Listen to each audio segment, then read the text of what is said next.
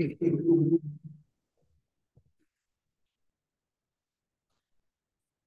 kita mulai ya. Silakan dibuka dengan doa. Salah seorang dari kita untuk berdoa.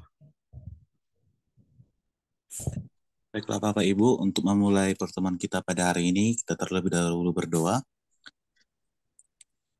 Bapa yang baik, Bapa yang bertata di dalam kerajaan surga, terima kasih Tuhan di atas segala penyertaan Tuhan di dalam hidup kami, hingga kami dapat berkumpul pada pagi hari ini Tuhan, untuk memulai mata kuliah kami, upaya berteologi konteksnya Tuhan.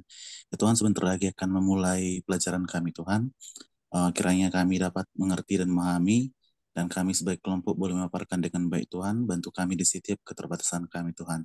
Kami serahkan kehidupan kami ke dalam tangan pengasihan-Mu, dalam nama Tuhan Yesus Kristus kami berdoa dan mengucapkan syukur padamu. Amin. Ya, kita berbincang dulu sebentar soal apa kita ya, apa namanya jadwal perkuliahan kita. Apakah minggu yang lalu saya lupa menyampaikan agar hari ini kita membahas dua paper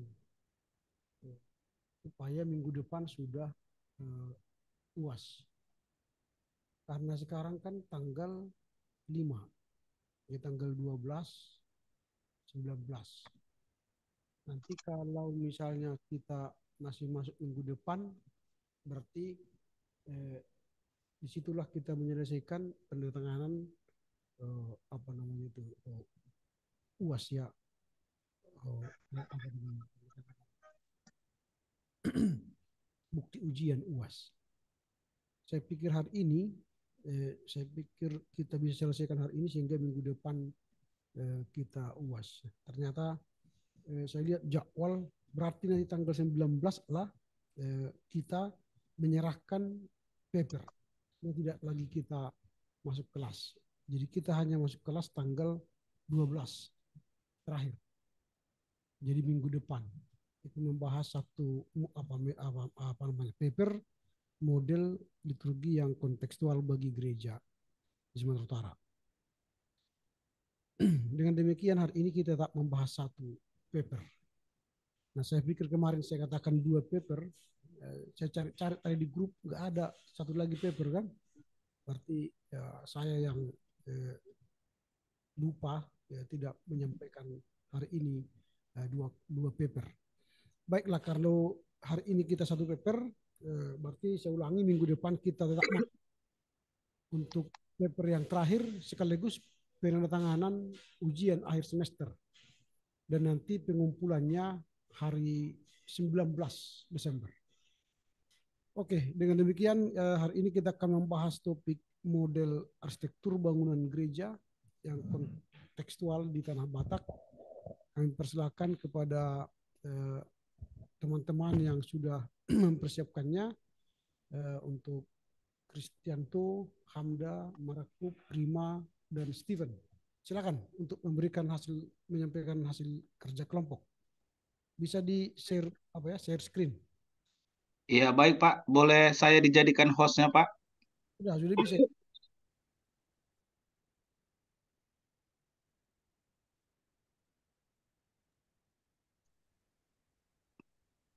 Iya Pak, izin Pak minta dijadikan host Pak supaya bisa share screen Pak. Sudah bisa itu. Semua udah bisa mengirim. Tanpa host pun sudah bisa. Sudah saya buat di sini multiple partisipan can share simultaneously. Silakan. Baik Pak dan teman-teman semua, kita akan memulai. Topik makalah kita hari ini adalah model arsitektur bangunan gereja yang kontekstual di Tanah Batak. Pertama, kata pengantar, puji syukur penulis sampaikan kepada Tuhan Yang Maha Esa yang telah melimpahkan berkatnya kepada penulis, sehingga para penulis bisa menyelesaikan karya ilmiah melalui makalah ini dengan judul model arsitektur bangunan gereja yang kontekstual.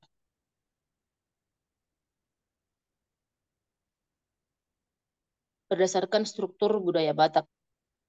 Makalah ini berusaha menjawab panggilan untuk berteologi konteks dengan mengeksplorasi model sintesis yang dikembangkan oleh Stephen B. Vance. Penulis sangat berharap semoga makalah ini dapat menambah pengetahuan dan pengalaman bagi pembaca. Bahkan penulis berharap lebih jauh lagi agar makalah ini dapat membaca mempraktekkan dalam kehidupan sehari-hari. Penulis juga mengucapkan terima kasih kepada Bapak Ramli Harahap sebagai dosen yang mengampu mata kuliah upaya berteologi dalam konteks yang membimbing dan mengarahkan penulis agar mampu berteologi konteks di tengah keperbagaian budaya yang ada. Sehingga lewat penulisan makalah ini kiranya gereja-gereja Batak mampu mengkontekstualkan dirinya lewat model arsitektur bangunan berdasarkan struktur budaya Batak. Penulis juga merasa bahwa masih banyak kekurangan dalam penyusunan makalah ini karena keterbatasan pengetahuan dan pengalaman dari penulis. Untuk itu, dengan rendah hati, kami sangat mengharapkan kritik dan saran yang membangun dari pembaca dan demi kesempurnaan makalah ini. Kemudian kita melihat daftar isi. Kita masuk bab pertama, pendahuluan 1.1, latar belakang masalah. Arsitektur adalah bagian dari kebudayaan manusia berkaitan dengan berbagai segi kehidupan, antara lain seni, teknik, ruang atau tata ruang, geografi, dan sejarah. Oleh karena itu, ada beberapa batasan dan pengertian tentang arsitektur tergantung dari segi mana memandangnya. Dari segi seni, arsitektur adalah seni bangunan, termasuk di dalamnya bentuk dan ragam hiasnya. Dari segi teknik, arsitektur adalah sistem mendirikan bangunan, termasuk proses perancangan, konstruksi, struktur, dan dalam hal ini juga menyangkut aspek dekorasi dan keindahan. Dari segi sejarah, kebudayaan, dan geografi, arsitektur adalah ungkapan fisik dan peninggalan budaya dari suatu masyarakat dalam batasan tempat dan waktu yang tertentu. Arsitektur sudah ada sejak adanya usaha manusia untuk melindungi dirinya dari alam ataupun gangguan makhluk hidup lain, baik binatang maupun manusia dari kelompok lain. Sejak itu hingga sekarang dan masa akan datang, arsitektur akan selalu berkembang dalam bentuk semakin kompleks, sejarah dengan perkembangan peradaban dan budaya, termasuk ilmu pengetahuan, teknologi, dan tuntutan kebutuhan manusia. Kearifan lokal telah menjadi dasar pada dua arsitektur kolonial, namun dengan tampilan yang berbeda. Misalnya gaya neoklasik yang sedang populer saat itu menjadi juga memperhatikan alam atau budaya lokal. Sampai saat ini arsitektur kolonial Belanda masih banyak terdapat di kota-kota besar seperti Jakarta, Bandung, Semarang, dan Surabaya. Pemandangan kota dengan bangunan-bangunan megah yang mewakili zamannya menjadikan suatu daya tarik wisata. Namun banyak juga bangunan yang bernilai sejarah dan budaya tinggi digerogoti oleh kepentingan komersial yang digantikan oleh arsitektur modern yang mengikuti selera internasional. Hasilnya, kota yang seragam dan monoton. Kajian mengenai arsitektur dalam arkeologi telah banyak dilakukan, terutama yang berupa peninggalan bangunan. Peninggalan ini dapat dilihat dari masa prasejarah Hindia Belanda, Hindu-Buddha, Islam, dan kolonial. Pada masa penjajahan Belanda, Indonesia mengalami pengaruh Barat dalam berbagai segi kehidupan, termasuk kebudayaan. Hal ini antara lain dapat dilihat dari dalam bentuk kota dan bangunan. Ciri khas bangunan kolonial Belanda pada abad ke-20 memiliki bentuk yang unik. Perpaduan antara arsitektur modern Eropa dan arsitektur Nusantara yang beriklim tropis basah mempengaruhi bentuk suatu karya arsitektur hingga menghasilkan ciri yang unik. Perpaduan bentuk tersebut biasanya selalu memasukkan unsur-unsur tradisional ke dalam bentuk arsitekturnya. Sebagai akibatnya, bentuk kolonial Belanda dan Nusantara memiliki ciri yang berbeda dengan bangunan yang ada di Belanda. Arsitektur bangunan menjadi salah satu pintu masuk penginjilan di Indonesia pada umumnya dan pada khususnya di Tanah Batak. Harus diakui bahwa bangunan gereja di Indonesia, khususnya di Sumatera Utara sekarang ini, masih dominan mengikuti model bangunan Eropa. Bangunan-bangunan gereja yang tergolong cukup tua, yang masih peninggalan bangunan pihak Zending, masih selalu dipelihara sebagai cagar budaya. Kemudian, bagaimana dengan bangunan gereja yang baru oleh masyarakat pribumi? Akankah masih terus-menerus mengikuti pola bangunan Eropa? Jika harus mengikuti pola arsitektur Eropa, bagaimana pemahaman umat Kristen dalam kaitan imannya kepada Tuhan? Sisi lain, sebagai usaha kontekstualisasi di tanah Batak, apa yang harus dilakukan sehingga ciri khas budaya Batak, khususnya arsitektur bangunan gereja, dapat dipadu dengan nilai-nilai seni budaya Batak? Misalnya, dalam pembangunan gedung gereja yang baru, dimungkinkan bangunan gereja itu benar-benar mengikuti arsitektur tradisional Batak, atau pembangunan rehab gereja dimungkinkan ada peluang memasukkan nilai-nilai arsitektur tradisional Batak dalam usaha tersebut. Misalnya, simbol-simbol dalam rumah adat Batak, relief Batak, atau filosofi rumah adat Batak, dan lain sebagainya. Lewat makalah ini, penulis akan mencoba menggali bagaimana arsitektur gereja yang dikaitkan dengan arsitektur tradisional Batak. Berdasarkan tawaran model kontekstual dari Stephen B. Bivans, yaitu model sintesis, model ini mencoba untuk menggabungkan elemen-elemen dari berbagai tradisi teologis dan budaya ke dalam suatu kerangka teologi yang lebih besar. Ini berarti menciptakan sintesis atau kombinasi yang unik antar elemen-elemen tradisi Kristen dan elemen-elemen dari konteks budaya tertentu. Para praktisi model sintesis berkeyakinan bahwa setiap konteks memiliki unsur-unsur yang unik dan juga unsur-unsur yang dipunyai bersama dengan kebudayaan-kebudayaan atau konteks lain. Oleh sebab itu, penulis akan berusaha menggali bagaimana kontekstualisasi dalam kaitannya dengan arsitektur gereja yang disintesiskan dengan arsitektur tradisional Batak. 1.2 rumusan masalah. Yang pertama, apa pengertian bangunan arsitektur dan gereja saat ini? 2, bagaimana sejarah perkembangan arsitektur gereja? 3, bagaimana bentuk-bentuk model arsitektur bangunan gereja saat ini? 4, apa dan bagaimana bentuk bangunan arsitektur tradisional Batak dan filosofinya? 5, bagaimana mengintegrasikan model sintesis yang ditawarkan oleh Stephen B. Bivans ke dalam bentuk model arsitektur bangunan gereja tradisional Batak? 1.3 tujuan penelitian. Yang pertama, untuk mengetahui pengertian arsitektur dan gereja.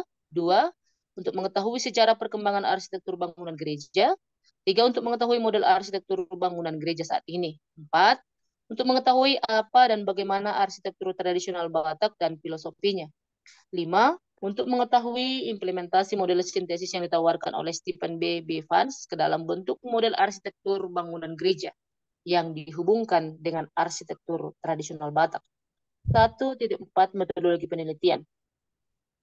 Dalam menjawab rumusan masalah dan tujuan penelitian di atas, maka penulis menggunakan metodologi kualitatif. Dari penelitian kualitatif ini, penulis menggunakan pendekatan studi literatur, yaitu metode yang menekankan penelitian kepustakaan sebagai sumber primer. Dengan demikian, penulis meneliti bahan literatur berupa buku-buku, jurnal, dan artikel, dan sebagainya, yaitu tentang kajian-kajian baik teologi konteks yang berpadanan dengan judul yang peneliti tetapkan. Bab 2 kami serahkan kepada teman kami.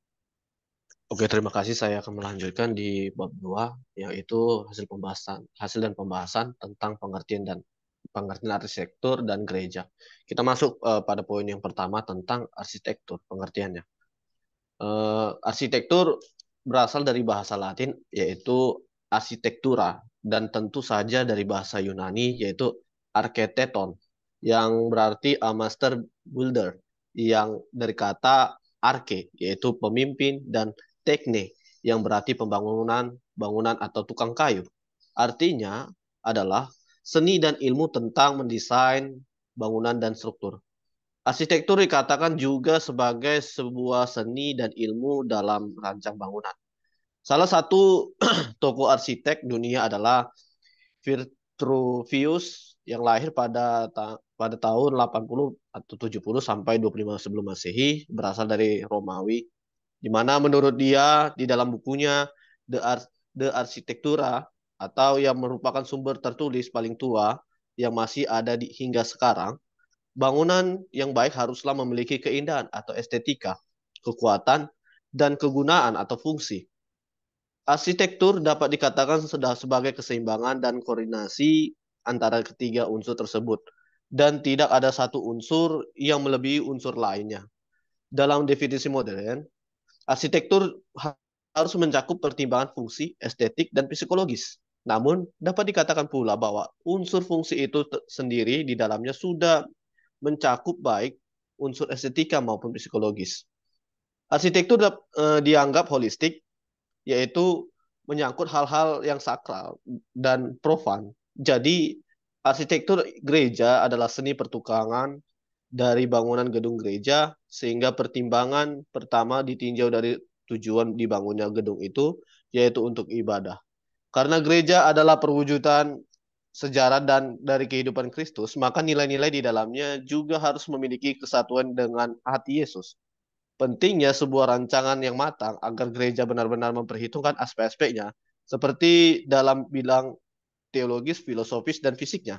Kemudian dalam definisi gereja, kita tahu bahwa kata gereja berasal dari kata Portugis, yaitu ini igreja, yang asal-usulnya berasal dari kata bahasa Latin ecclesia dan Yunani ecclesia. Kata Yunani eklesia berarti pertemuan, rapat, atau sidang. Maka gereja pertama-tama menunjuk jemaat atau orang beriman berkumpul karena dipanggil oleh Allah untuk menyembahnya.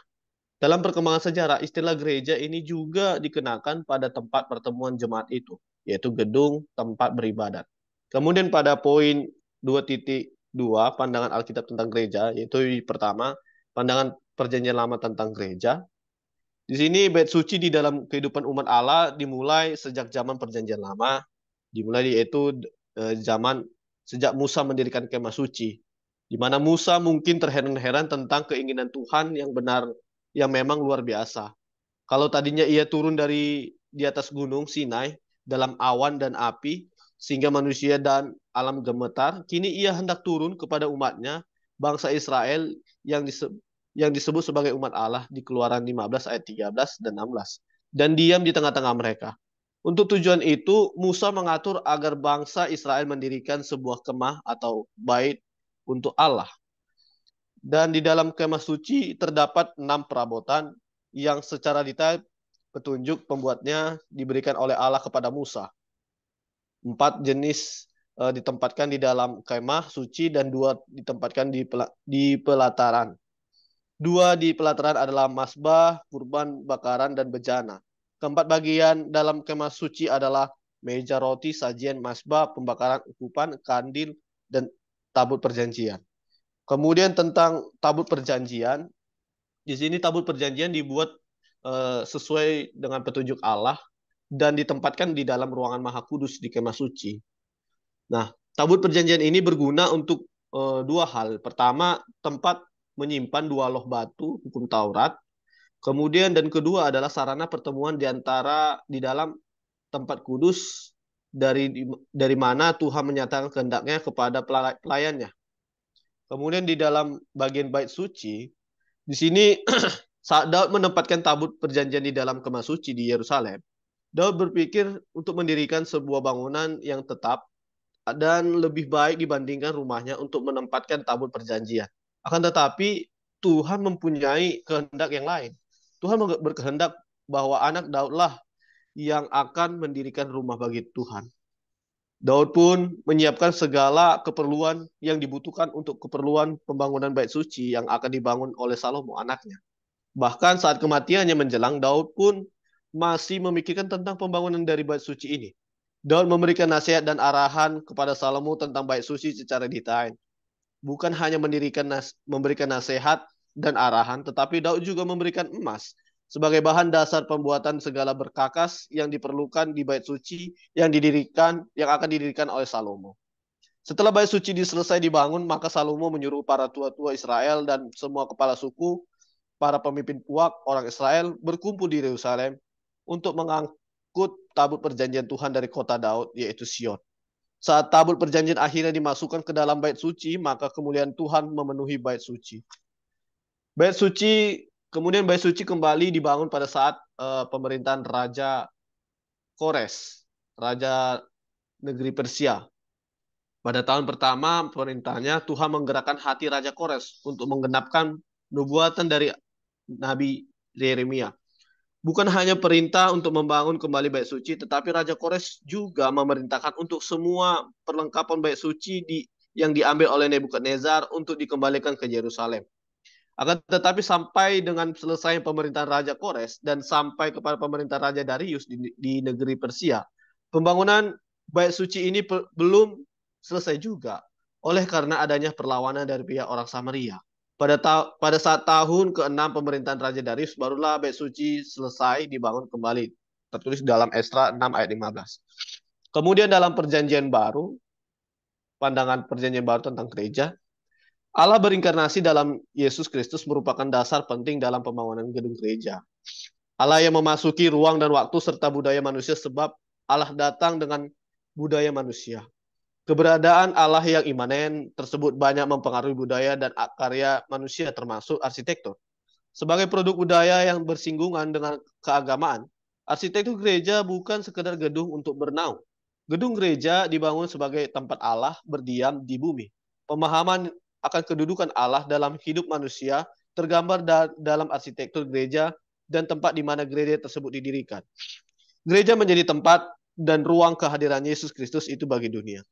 Gereja menjadi tempat dan ruang perjumpaan manusia dan dunia dengan Kristus. Di sini kita mendapatkan gambaran gereja sebagai bait Allah. Hal ini bukan berarti bahwa kini ada dua bait Allah dalam perjanjian baru, yakni Kristus dan gereja. Sebaliknya, gereja hanya disebut bait Allah selalu karena hubungannya dengan Kristus. Kristus tetap satu-satunya bait Allah di mana manusia bisa menyembah Allah dalam roh dan kebenaran. Jadi gereja menjadi bait Allah sendiri hanya karena ia dibangun atas dasar batu penjuru yang kokoh, yaitu Yesus Kristus.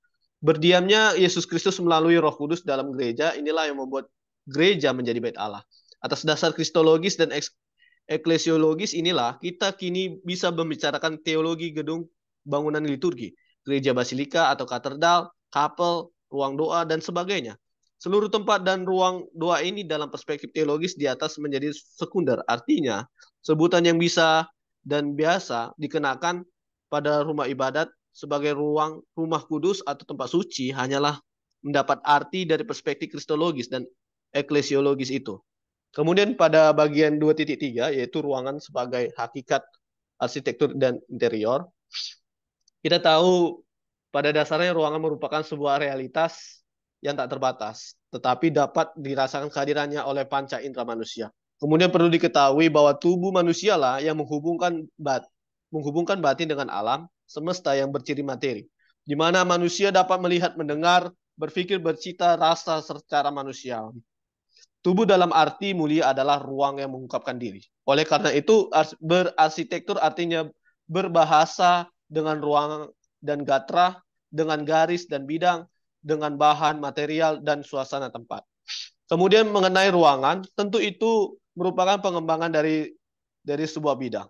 Ruangan dalam konsep 3 dimensi memiliki panjang, lebar, dan tinggi. Ruang juga terdiri atas titik atau tempat beberapa bidang bertemu. Garis tempat dua bidang berpotongan, dan bidang sebagai batas-batas ruang. Sehingga terciptalah bentuk. Lalu bentuk sebagai ciri utama suatu ruang ditentukan oleh rupa dan hubungannya antara bidang-bidang yang menjelaskan batas-batas ruang tersebut. Pada umumnya, ciri-ciri visual bentuk arsitektur ini adalah pertama yaitu adalah wujud, kedua dimensi, ketiga warna, keempat tekstur, kelima posisi, keenam orientasi, ketujuh universal visual. Serta ruangan interior merupakan ruang real di mana kita dapat merasakan kehadirannya secara fisik karena terdapat unsur-unsur pembentukannya seperti lantai, dinding, juga langit-langit yang menaungi dan melindunginya. Bidang-bidang tersebut memagari ruang, menegaskan batas-batasnya, dan memisahkannya antara ruang dalam dan ruang luar. Desain interior juga merupakan suatu bangunan sebagai sebuah karya seni dengan bertujuan untuk mencapai keindahan yang mempertimbangkan aspek fungsionalnya, keindahan atau mengartistikan suatu desain interior. Memiliki 5 unsur pokok di dalamnya, yaitu bentuk, proporsi, tekstur, warna, dan gaya. Serta setiap karya seni termasuk arsitektur interior merupakan korelasi spesifik dari bentuk dan isi, di mana bentuk sebagai wujud ekspresi dengan isi sebagai wujud metaforsinya. Dengan demikian, dalam suatu ruangan arsitektur dan interior, bentuk dan isi yang mengacu pada fungsi dan maknanya merupakan ekspresi yang tidak dapat dipisahkan. Kemudian dilanjutkan oleh saudara kami. Baik, saya akan melanjutkan 2.4 sejarah arsitektur bangunan gereja. Masa kebangkitan arsitektur gereja terjadi setelah tahun 600-an, yakni antara zaman Konstantinus dan Karel yang Agung masuk dalam abad pertengahan. Kemudian juga disusul dengan kebangkitan ekonomi dan perkembangan biara pada sekitar abad ke-11, lalu dilanjutkan lagi dengan perkembangan perdagangan dan perziarahan, semangat membangun dan mencipta dukungan sehingga para arsitek dan seniman bertumbuh serta berkembang. Nah, model gerejanya yang pertama adalah model gereja 2.41 Basilika, berasal dari bahasa Latin Basilika yang berarti istana kerajaan. Bentuk bangunan gereja yang tertua, mengikuti bentuk bangunan Romawi kuno yang diperuntukkan urusan peradilan dan perdagangan. Denahnya berbentuk persegi panjang, dan di dalam ruangan terdapat 2 deretan-deretan tiang. Basilika menggantikan peran katakomba atau kuburan bawah tanah yang menjadi tempat ibadah jemaat Kristen perdana. Terlebih ketika mengalami penganiayaan dari penguasa Romawi. Basilika diyakini sebagai bangunan gereja hingga sekitar 1000 tahun lamanya dalam sejarah gereja sebelum dimodifikasi untuk keperluan liturgi. Modifikasi itu dilakukan pada pilar, dinding, apsis yang dibuat berhiaskan mosaik dan freska Kristiani. Altar dibuat dari batu, di dalamnya terdapat makam seorang martir sebagai gambaran kesaksian iman. Di awal berdirinya Kristenan, jemaat mula-mula tidak bisa mendirikan gereja. Mereka beribadah di rumah-rumah jemaat atau di dalam gua. Namun setelah kekristenan mendapat tempat pada masa Kaisar Konstantin, umat Kristen diberi tempat khusus untuk beribadah. Misalnya Basilika, yaitu bekas gedung pengadilan dijadikan sebagai gereja. Gereja dengan gaya romantik itu memiliki ciri lengkungan menyambung spasi secara ritmik di antara deretan pilar, langit-langit dipotong seperti tong yang dipotong panjang, temboknya tebal dan besar, jendela dan pintu masuk kecil, menaranya tinggi dan kokoh, dan denah dasarnya adalah salib. Seiring waktu, gaya gotik juga berkembang dengan gaya yang lebih ringan dan tinggi. Gaya gotik berciri lengkungan lancip, tembok luar tinggi, dan jendela besar yang berkaca pateri. Arsitektur bergaya romantik dan gotik memiliki semangat dasar yang sama yang hendak menggambarkan semangat kekristenan yang umumnya pada zaman itu. Namun pada abad ke-15, arsitektur gereja dipengaruhi oleh Renaissance dengan gaya berbeda dengan gaya gotik dan romantik. Ciri khusus misalnya tembok, pilar, dan langit disusun secara simetris, bentuk dasar lingkungannya persegi 4 bola dan silinder, dari muka biasanya sangat dekoratif dan mewah. Kubah besar dipasang sebagai mahkota seluruh gedung. Kubah menggambarkan kosmos. Gereja ini dapat kita lihat dari bangunan gereja Santo Petrus Roma setelah konsili Trent tahun 1545. Gereja Katolik juga mereformasikan diri dengan semangat baru dan membangun gereja dengan gaya barok. Barok merupakan gaya dekoratif yang mengutamakan efek dramatis, warna, kegembiraan, dan gerakan. Gereja seperti istana, gaya barok ini tersebar di daerah Italia, Eropa, Spanyol, Portugal, Amerika Tengah, dan Amerika Selatan. Namun gereja Protestan dengan gaya barok lebih sederhana. Meski gaya barok menyebar ke daerah, namun di Belanda, Swiss, dan Skotlandia, gereja Protestan didirikan dengan sederhana, tanpa ornamen apapun. Pada abad ke-18, bangunan gereja dibangun dengan gaya rokoko, yaitu gaya barok yang lebih bergaya simetris, ringan, dan banyak stuko, misalnya gereja West Bavaria.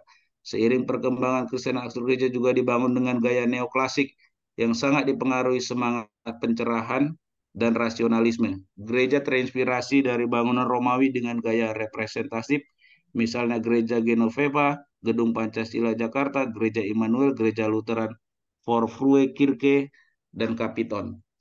Nah, ruang ibadah dibuat menyerupai bahtera yang disebut naos, yang menggambarkan penziarahan gereja dilakukan dengan bahtera yang secara bersama dan serempak. Yang kedua, 24.2 arsitektur Roman. Arsitektur Roman atau Romanesque adalah arsitektur yang berkembang pada tahun 1050 hingga 200. 1200, bentuk nyata yang umum disebut orang-orang saat ini adalah katedral. Ciri yang paling menonjol adalah bangunan yang dilengkapi dengan menara tingginya mencapai 100 meter, beratap batu, ruang dalam besar, bahkan mampu menampung 1.000 orang. Panjangnya mencapai 190 meter, dindingnya dipenuhi ukiran dari cerita-cerita Alkitab untuk mendidik jemaat.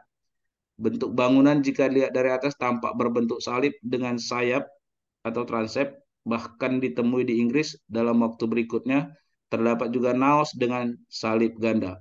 Ruangan dipisahkan oleh pilar-pilar. Penemuan lengkung bertulang pada abad ke-12 membuka kemungkinan untuk memulai pemuatan kerangka yang membuka jalan menuju arsitektur gotik. Gaya Romanesque berprototipe dari bangunan-bangunan pemerintah, memamerkan keunggulan politis, motivasi arsitektur gedung umum yang mengakomodasi kebutuhan praktis pengaman. Berbeda dari arsitektur sebelumnya yang mengandung makna teologis melalui interiornya, gaya Romanesque lebih menekankan aspek teologis di bagian eksterior. Bangunan gereja yang besar adalah tempat berkumpulnya sejumlah orang besar. Dinding yang kuat dijadikan sebagai simbol iman yang kokoh di bumi. Menara yang menjulang tinggi menjadi simbol semangat pengabdian yang menjulang tinggi mencapai langit. 2.4.3 arsitektur gotik.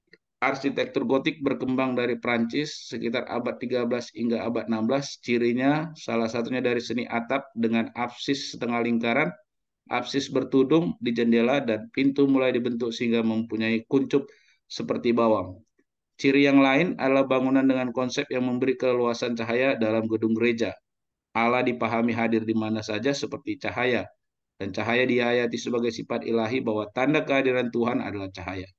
Interior gereja dibuat dengan masuknya cahaya matahari secara estetis dengan sebutan struktur diafan, artinya tembus cahaya atau diaphanos, jernih, terang, dan bening.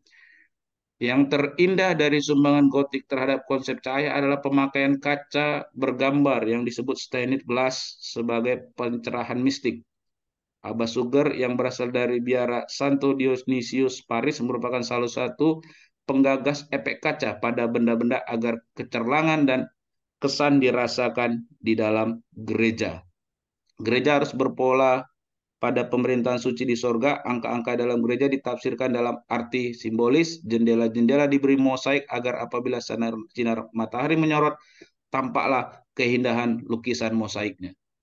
2.4.4 Neogotik. Setelah zaman gotik, maka disusul zaman Renaissance, Baroko, dan Rokoko yang melahirkan arsitektur neogotik. Gaya Renaissance memakai kembali gaya kuno dengan mengambil kuil sebagai contohnya.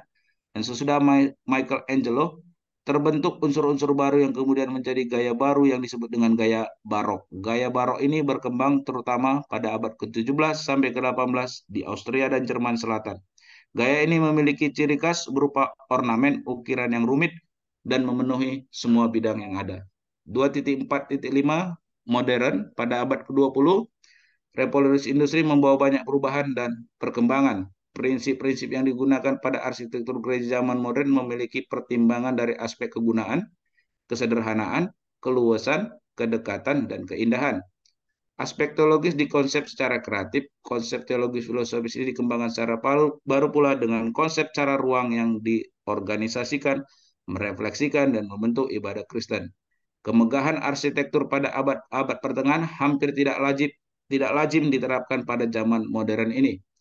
Maka konsep arsitektur yang bersentuhan teologis berada di sekitar ruang yang secukupnya dan sederhana, tetapi indah dan bernilai tinggi. Salah satu karya kreatif tersebut dapat kita lihat pada gereja Saint Andrew di Manila.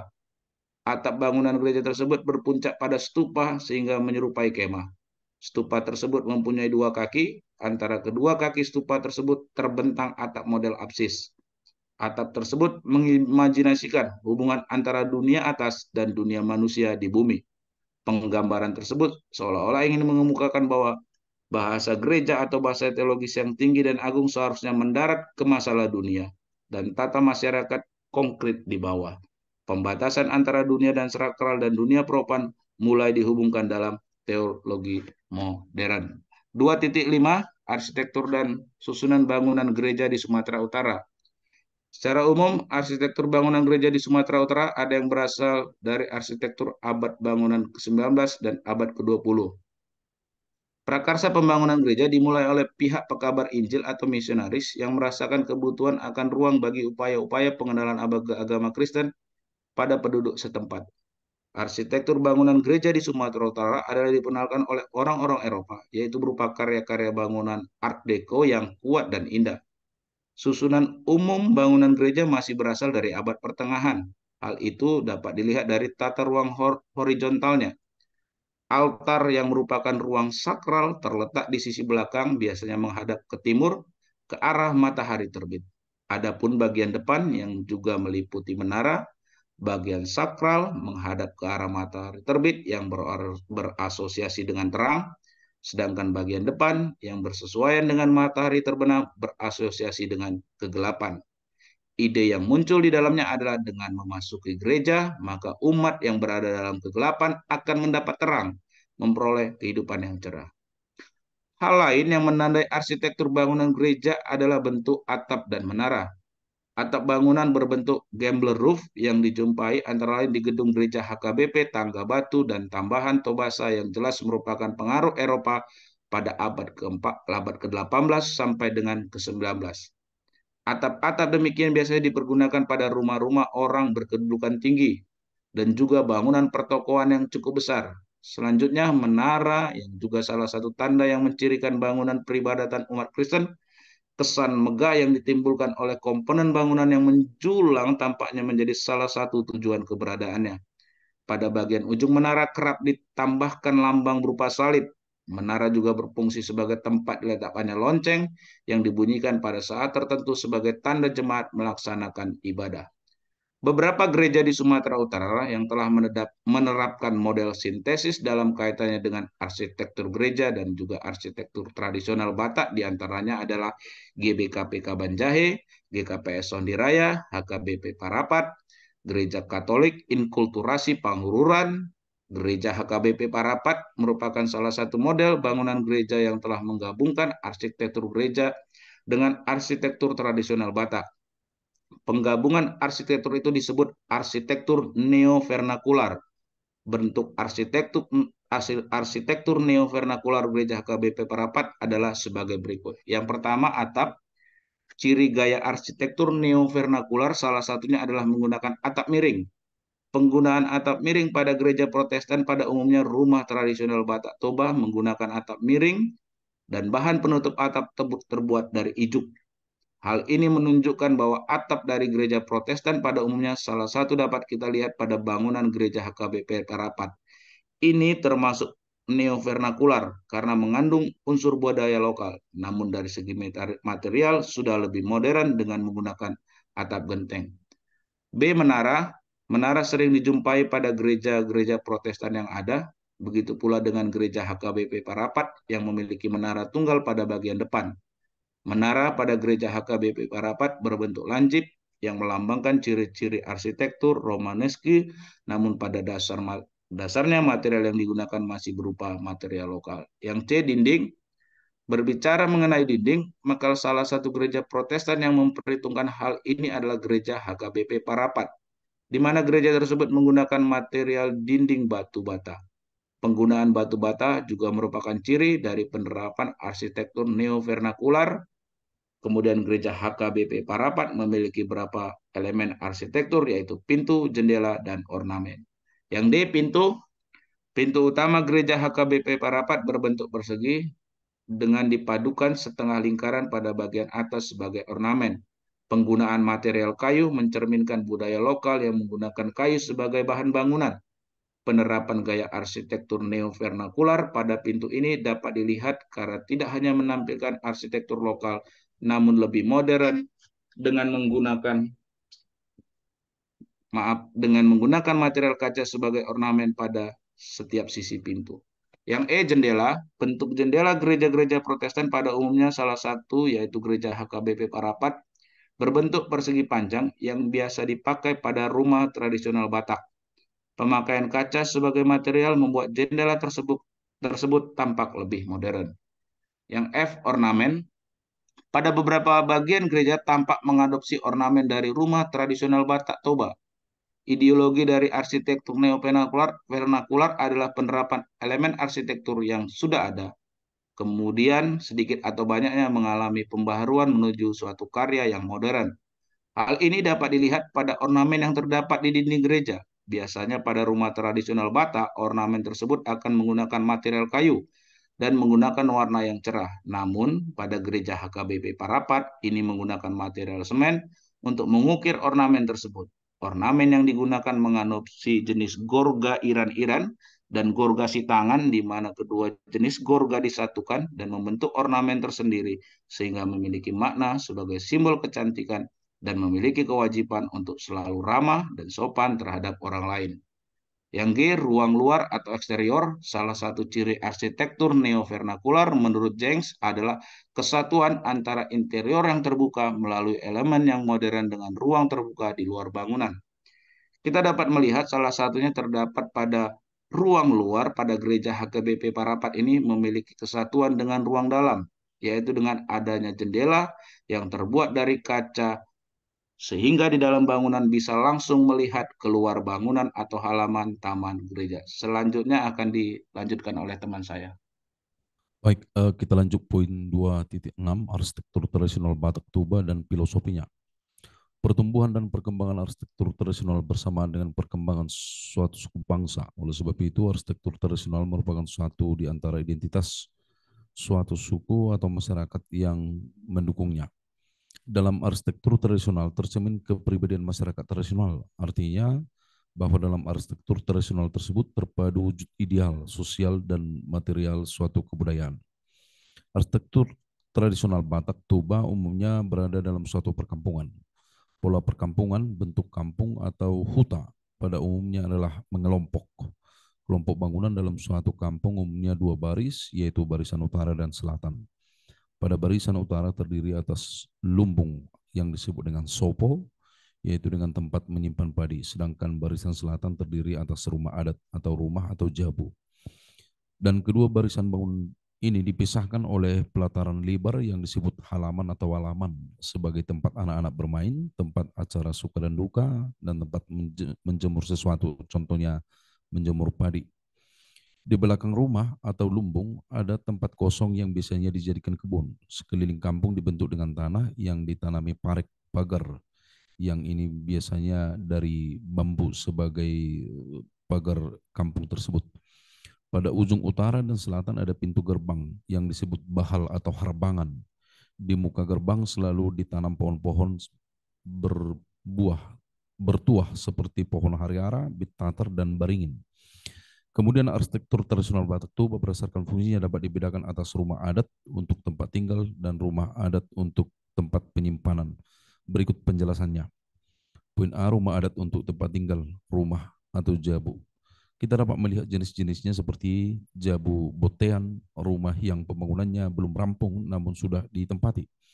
Jabu ereng atau jabu batara, siang, rumah yang tidak berukiran tetapi dindingnya terbuat dari papan yang sudah diketam halus dan dipasang rapi. 3. Jabu perbale-balean, rumah yang ukurannya agak kecil. 4. Rumah bulun, rumah yang ukurannya lebih besar. 5. Rumah gorga atau jabu batara guru. Jabu sibagading tua, rumah adat yang memiliki hiasan gorga di mana bentuk, arah, dan motif hiasan itu mencerminkan filsafat ataupun pandangan hidup orang Batak yang suka musyawarah, gotong royong, suka berterus terang, bersifat terbuka, dinamis, dan kreatif. Tipologi rumah adalah jenis rumah panggung atau berkolong. Lantainya bukan di atas tanah tetapi di atas tiang. Masuk ke dalam rumah harus melalui tangga yang anak tangganya berjumlah bilangan ganjil, yaitu 5, 7, atau 9.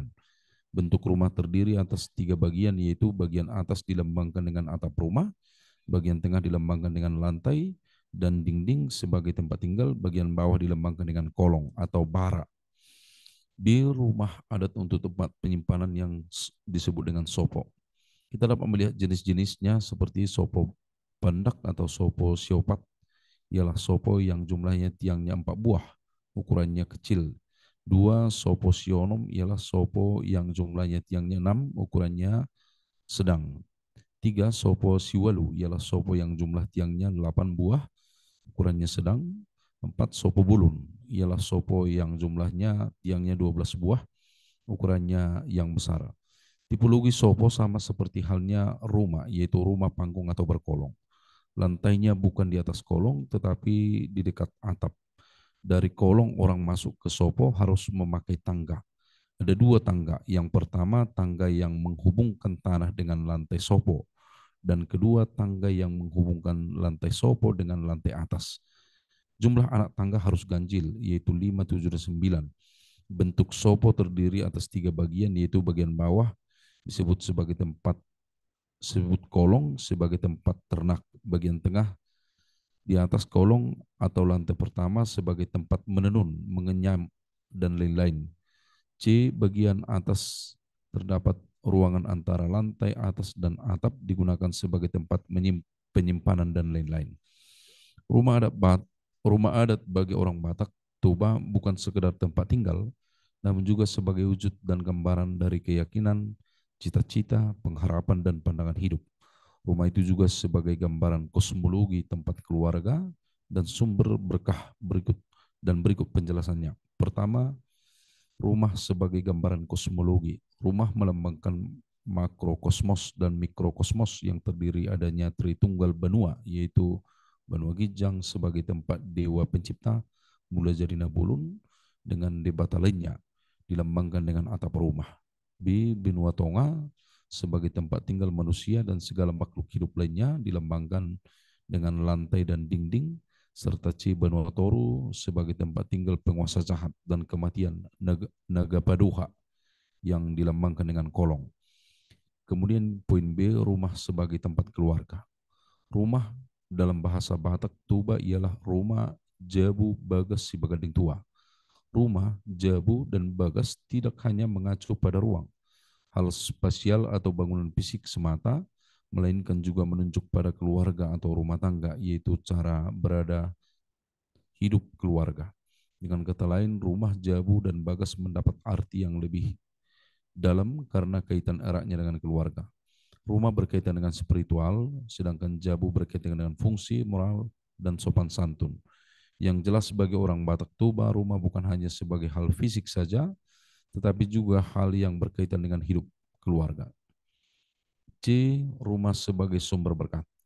Rumah bukan hanya sebagai tempat bernaungnya fisik, tempat tinggal fisik, melainkan juga tempat sumber dan berdiamnya bagi orang yang tinggal di dalamnya. Sejak awal pendirian rumah, segala tuntutan dan prasyarat pendirian rumah secara tradisi adat harus sungguh-sungguh diperhatikan, mulai dari persiapan pertapakan rumah, proses penyediaan segala kayu, bahan bangunan, yaitu penebangan, pengambilan, dan pemakaian kayu, persiapan tiang-tiang utama, pemasangan dinding, pengatapan rumah, sampai dengan proses peresmian dan memasuki rumah baru. Bila segala tuntutan dan prasyarat ini dipenuhi dengan baik dan benar, maka diyakini rumah ini akan menjadi berkat bagi penghuninya. 27. Lambang dan makna arsitektur yang terdapat di bangunan adat Batak.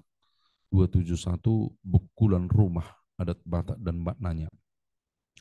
Bukulan yaitu bubungan rumah ada 2, satu di depan dan satunya ada di belakang. Kedua bubungan tersebut adalah puncak-puncak tertinggi rumah adat Batak dan kelihatannya menonjol dari bangunan keseluruhan. Bangunan yang di depan lebih tinggi, lebih megah, lebih anggun daripada bubungan yang ada di belakang. Kemegahan itu ditambah lagi dengan ulu paung, yaitu mahkota yang ditempatkan di puncak bubungan. Apabila diamati kehidupan orang Batak, terutama kaum tua, ada ungkapan yang selalu mewarnai pola pikirnya dan pelaksanaan yang menyatakan anak kokido hamorau diau, anak kokido hasangapu diau, anak kokido no marga diau. Anak-anakkulah kekayaan bagiku, anak-anakkulah kehormatan bagiku, anak-anakkulah yang paling berharga bagiku. Jadi dapat dikatakan bahwa anak-anaklah yang menjadi tumpuan harapan orang tua atau keluarga. Pada umumnya orang Batak selalu mendahulukan kemajuan anak-anaknya daripada kepentingan orang tua. Harapan orang tua agar anaknya lebih tinggi status sosial dan status ekonomi daripada mereka. Orang tua selalu mengharapkan anak-anaknya lebih maju, sedangkan harapan maka sebagai harapan, maka tentu posisinya selalu di depan. Tentu tidak ada sebuah harapan ditempatkan di belakang. Harapan itu adalah suatu yang akan datang. Yang 272, ulu paung dan maknanya. Ulu paung adalah mahkota sebagai sebuah rumah adat Batak. Ulu artinya kepala. Paung semacam tutup kepala. Diperkirakan semacam mahkota. Marga merpaung diperkirakan dari kata merulupaung yang artinya mempunyai kepala yang bermahkota. Mahkota rumah Gorga tersebut dari papan yang tebal diukur menyerupai kepala manusia. Panjangnya kurang lebih 1 meter dan lebarnya setengah meter serta tebalnya 10 cm. Letak ulu paung di puncak bubungan yang di depan atau di lambang posisi anak. Ulu paung itu menghadap ke depan, jadi jelas mahkota itu diletakkan atas lambang posisi anak atau turunan. Kalau disimak makna yang terkandung di mahkota adalah lambang kerajaan. Dapat dikatakan hanya rajalah yang memakai mahkota kerajaan.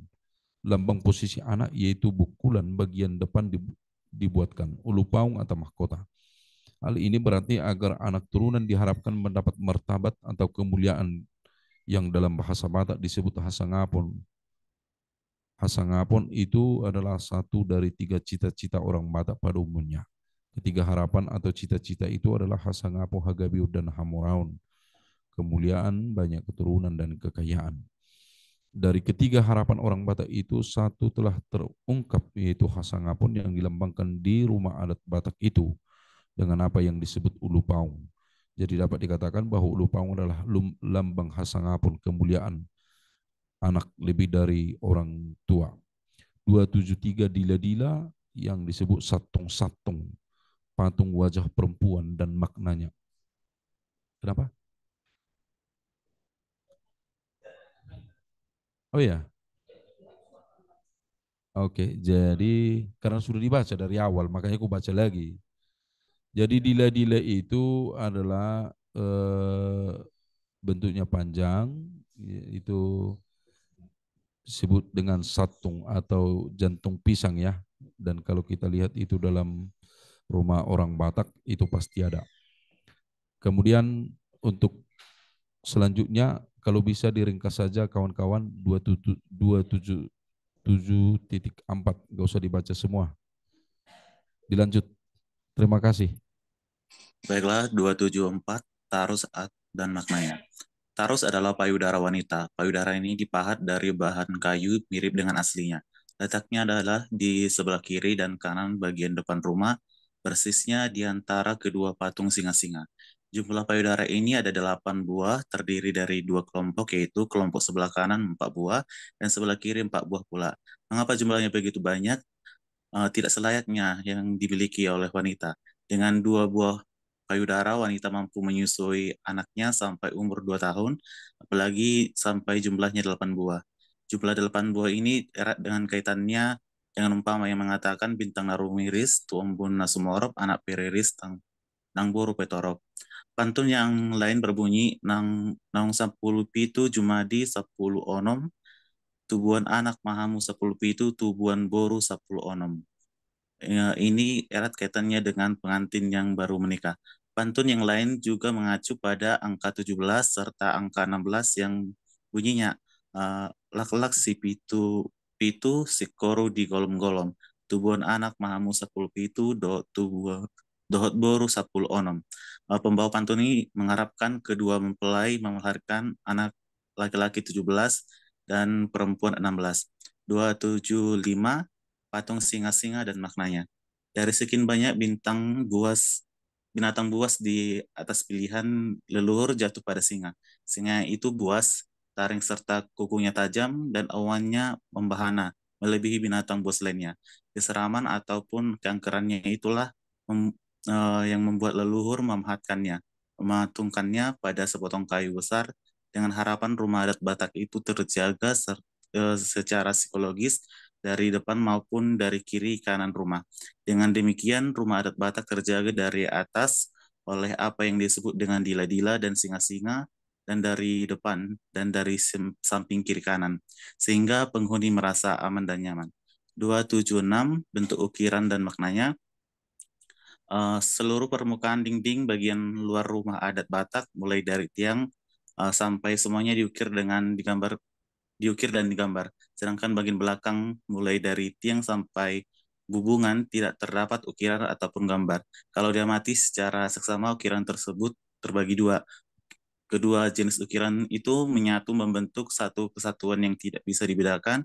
Jenis ukiran yang satu seolah-olah satu garis yang dilekukkan, sedangkan jenis yang lainnya muncul dan ditorehkan dari ukiran yang satunya. Ukiran yang seolah-olah merupakan satu garis, penulisan ukiran polka dan ukiran jenis lainnya, dan ukuran variasi. 277 warna ukiran dan maknanya. Rumah Gorga sudah diukir, kemudian diberi warna. Warna yang paling dominan adalah merah, hitam, dan putih. Warna lainnya misalnya hijau diberi pada gambar baringin, dan warna kuning mewarnai gambar cicak yang terdapat di beberapa tempat pada rumah adat Batak ini. Konon gambarnya khusus warna merah beberapa generasi dari si Raja Batak dibuat dari darah manusia. Darah manusia diambil dari darah tawanan perang. Pada mulanya tawanan perang itu dijadikan budak. Lama-kelamaan warna itu tidak dari darah manusia, tapi diganti dengan bunga-bungaan yang pada umumnya. Yang menjadi makna dari warna-warna tersebut adalah warna merah pada umumnya melambangkan keperkasaan, sifat keberanian. Warna hitam melambangkan kegelapan atau aplikasi dari suatu masalah. Yang warna putih melambangkan kesucian, kebenaran, dan kejujuran ataupun ketulusan. Yang merah putih itu dilambangkan lagi dengan warna hitam. Dalam warna pada ukiran, rumah adat Batak ini adalah berani menyelesaikan masalah karena ada ketulusan. Bahasa heroiknya adalah keperkasaan untuk menyelesaikan suatu masalah. Sifat atau karakter orang Batak pada umumnya dapat dikatakan keras dan penampilannya pun serta suaranya menggelegar terkesan memang angker, namun pada hakikatnya hatinya sejuk dan jujur. Kemudian warna beringin yang terdapat pada dinding depan bagian luar diberi warna hijau sesuai dengan warna aslinya. Warna hijau adalah lambang kesejukan ataupun kenyamanan. Beringin dengan daunnya yang rindang dan batang yang kokoh memberikan suasana sejuk, nyaman, dan cocok untuk duduk berlama-lama tanpa khawatir untuk mara bahaya. Nenek moyang terdahulu mengadakan pertemuan-pertemuan di bawah pohon beringin.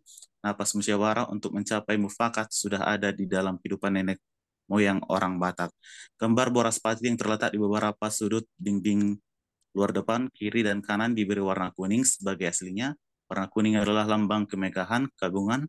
Hal ini sengaja dibuatkan untuk menunjukkan kebesaran falsafah Batak. 2.8 bentuk dan makna bangunan gereja masa kini. Pada umumnya bentuk-bentuk gereja di Indonesia pada masa kini sama membentuk salib, meskipun dalam proporsi dan konfigurasi yang berbeda. Sebab pada dasarnya bagi gereja-gereja tua atau klasik, bentuk salib adalah bentuk yang paling umum. Salib merupakan simbol identitas Kristiani. Salib mengingatkan umat Kristiani tentang pengorbanan Kristus dan penyelamatan manusia.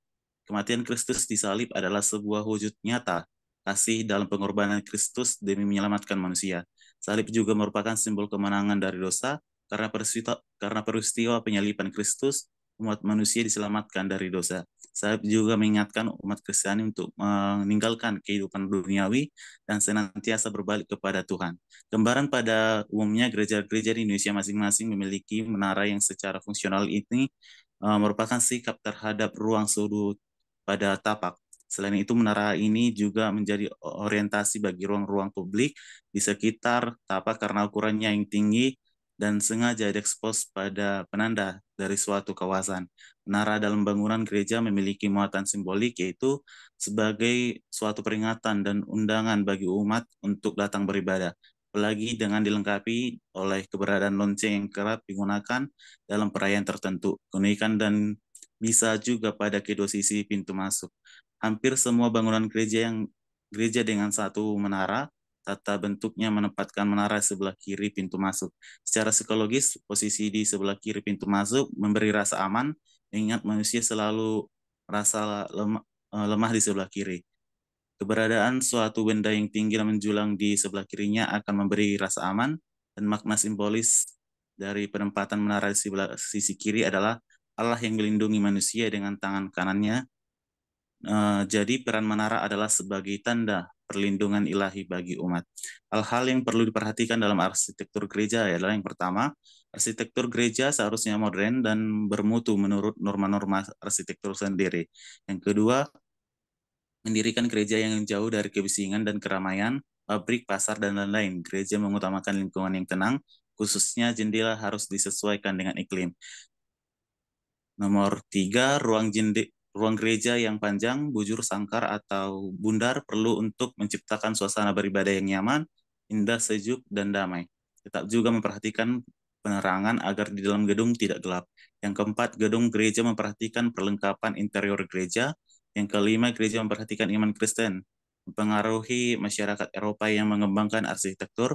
Saat ini arsitektur sebuah gereja seharusnya juga memahami nilai-nilai iman Kristen. Yang keenam, gedung gereja sebaiknya merupakan hasil arsitektur yang bermutu sebagai seni. Selanjutnya dibacakan oleh Ibu Hamda. Baik, bab 3, kesimpulan dan saran.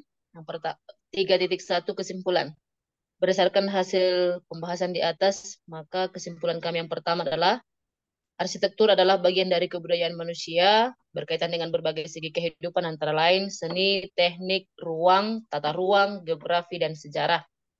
Kedua, bangunan-bangunan arsitektur gereja Protestan masih saja bercorak budaya Barat, sebab gereja lahir dari misi RMG dari Jerman. Yang ketiga, pada abad ke-19 itu mengadakan suatu aksi dengan mengumpulkan dan membakar segala unsur tradisional Batak sebagai syarat untuk dibaptis, yang merupakan tanda bukti nyata bahwa orang Kristen menjadi manusia baru dan meninggalkan segala unsur lama, yang merupakan tradisi dari nenek moyang yang dianggap kafir, seperti patung-patung, ritus, alat musik, tarian, simbol, dan sebagainya. Hal ini menyebabkan wujud fisik dari gereja-gereja Protestan menjadi bersih dari hal-hal tradisional. Yang keempat, keberadaan arsitektur interior gereja-gereja Protestan bermakna sebagai wadah pemenuhan kebutuhan akan keamanan serta kenyamanan jasmani dan rohani bagi penggunanya. Dalam aktivitas berdoa, beribadah, berinteraksi antar umat, iman, dan Tuhan, yang mendorong terjadinya aktivitas-aktivitas gereja dan sosial budaya lainnya di lingkungan bangunan arsitektur gereja Protestan pada umumnya. Yang kelima, rumah adat bagi orang Batak Toba bukan sekedar tempat tinggal, namun juga sebagai wujud gambaran dari keyakinan, cita-cita, pengharapan, dan pandangan hidup. 3.2 saran. Yang pertama, arsitektur bangunan gereja adalah hal yang sangat penting dalam kegiatan ibadah umat. Oleh sebab itu, arsitektur gereja tidak hanya dipahami hanya sebatas bangunannya, tapi harus sampai kepada pemaknaan suasananya.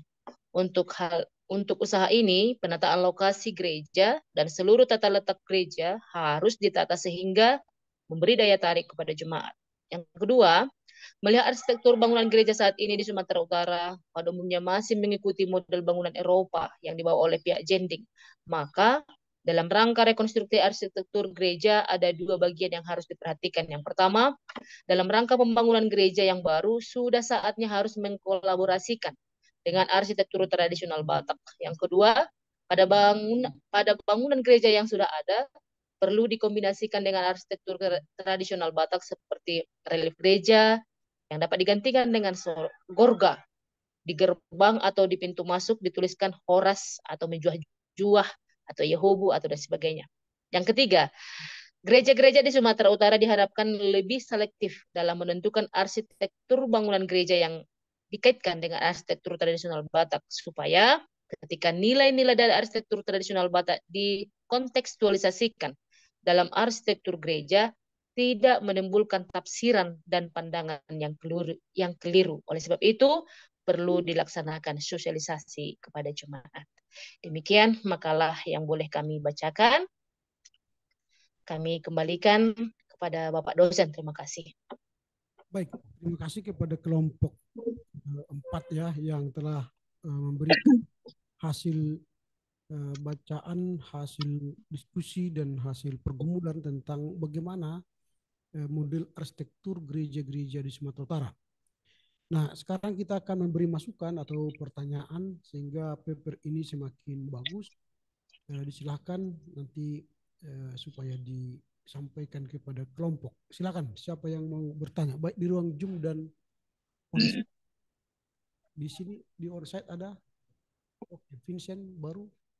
Ya, nanti Meldayana. Oke, silakan dari Vincent dulu.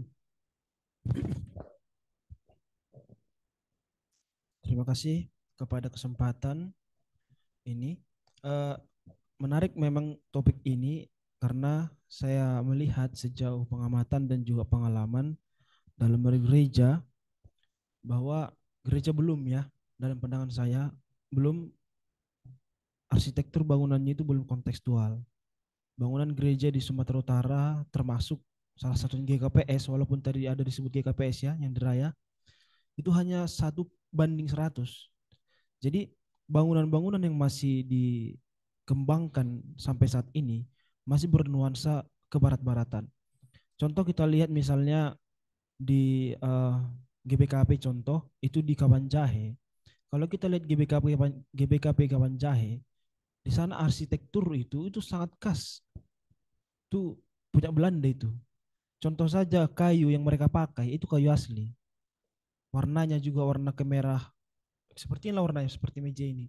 Itu mereka mempertahankan, bahkan sampai saat ini mempertahankan tradisi Belanda dulu. Kalau kita lihat misalnya yang di Bulu Hawar, GBKP di sana, itu masih bangun-bangun dari arsitektur Belanda. GKPS juga seperti itu, HKBP. Memang HKBP juga sudah ada beberapa gereja yang menggunakan bangunan yang kontekstual. Saya tidak tahu bagaimana gereja lain. Nah, saya lihat bahwa penyaji di sini kurang mencari secara research online. Kalau kita research di internet, sebenarnya ada beberapa tulisan terkait dengan arsitektur bangunan ini. Contoh, di sini kita pakai dulu jurnalnya. Saya coba cari itu, yaitu akulturasi dan asimilasi ornamen Gurga Batak Toba dalam arsitektur Gereja Katolik Santo Mikael. Justru kalau kita lihat, yang lebih kontekstual adalah Gereja Katolik. Gereja Katolik. Itulah menjadi, saya lihat dalam analisa saya, itu yang menjadi daya kuat mereka atau bahkan kelebihan mereka dari kita ini gereja-gereja Batak. Kalau Katolik itu justru cepat dia gesit. Di Karo, di Simalungun, di Toba bahkan. Mereka menggunakan ornamen itu sebagai daya penarik sebenarnya. Salah satu tujuannya sebagai penarik orang-orang, lebih kontekstual ternyata Katolik begitu. Jadi gereja-gereja Batak ini kemana? Apakah masih Nina Bobok kan kita nggak tahu. Dan bahkan saya yakin kenapa kita belum kontekstual karena satu ketakutan itu. Karena dipikir orang nanti, ini masih gereja apa ini, gereja menganut apa namanya, menganut iya, bahkan ada istilah sinkretisme misalnya. Tapi itu yang seharusnya kita lawan. Tapi gereja saat ini saya lihat belum berani kan. Nanti saya kirim artikel ini, baru kemudian ada juga artikel membahas mengenai perubahan makna ragam hias Batak dalam gereja-gereja di Sumatera Utara. Ini bisa kita jadikan juga sumber sebenarnya. Kemudian di sini ada juga dalam bahasa Inggris, the application of Batak Toba ornaments in the architecture of the Catholic Church as an effort to design sustainable tradition. Ornamen Batak Toba itu perlu juga dalam gereja Katolik. Dan saya masukkan saya, kalau bisa kita bandingkan dengan gereja Katolik dalam makalah ini ya. Jadi makalah ini nanti kan kita buat perbandingan. Mengapa lebih maju Katolik daripada gereja Batak? Apa kira-kira penyebabnya? Kenapa Katolik itu lebih berani maju selangkah daripada gereja-gereja Batak? Karena kalau kita kaji secara mendalam itu sangat menarik. Karena yang ketinggalannya kita ini kan begitu. Kemudian di sini ada juga studi ikonologi Panofsky pada arsitektur dan interior gereja Katolik juga di Pangururan. Baru ada juga di sini apropriasi rumah tradisional Batak Toba dan arsitektur gereja Katolik di Samosir. Baru ada juga ini skripsi inkulturasi arsitektur tradisional Batak Toba pada bangunan gereja HKBP Serpong. Lalu ada juga identifikasi elemen-elemen arsitektur Karo pada gereja Katolik inkulturatif di Brastagi, yang di Brastagi itu. Ada juga di sini, masih relevankah metode analogi bentuk bagi arsitektur sekarang? Ada juga di sini pendekatan desain arsitektur Indis C dalam perancangan pastoran gereja Santo Antonius. Lalu ternyata tahun 2014 lalu saya cek di internet, saya tidak tahu penyaji mendapatkan ini atau enggak. Dia bersabda pernah dilakukan Persetia, yaitu membahas mengenai arsitektur dan liturgi gereja. Nah, itu mungkin bisa kita wawancarai dosen kita yang terlibat di situ. Bagaimana pembahasan 10 tahun yang lalu. Saya lihat di gambarnya di sini Pak Agus Jetronada, Pak Pardomuan, Pak Batar sebagainya. Mereka terlibat di sini tahun 2014 bulan April lalu. Bagaimana solusi dari mereka terkait dengan bangunan ini bagus menurut saya. Kemudian satu lagi di sini jurnalnya memahami arsitektur lokal dari proses inkulturasi pada arsitektur gereja Katolik di Indonesia. Nah, justru saya lihat gereja kami, contoh GKPS ya. Saya lihat GKPS juga GKPI, saya tidak tahu apakah itu didasari oleh Katolik. Kalau kita jalan ke di arah Tanjung Merauke kalau saya tidak salah, di sana ada gereja GKPI, ada patung di depannya. Ada patung. Itu kan tradisi Katolik. Patung Tuhan Yesus dibuat. Bahkan di GKPS Peniel, Siantar, mereka buat patung di belakang mimbar. Patung siapa? Patung Yesus. Itu tradisi Katolik, kita pakai patung. Padahal kalau kita kaji lagi gereja kita, ya kita nggak pakai patung. Bahkan salib pun tak ada patungnya kan. Salib ya salib, itu kan tradisi Katolik. Bahkan gereja kita ke Katolikan, bukan lagi secara kontekstual. Kita gaungkan itu gereja, apalagi terkait dengan arsitektur itu. Itu mungkin dari saya Pak, terima kasih. Oke, lanjut ke Ibu Nurdayana, biar sekaligus nanti tanggapi kelompok.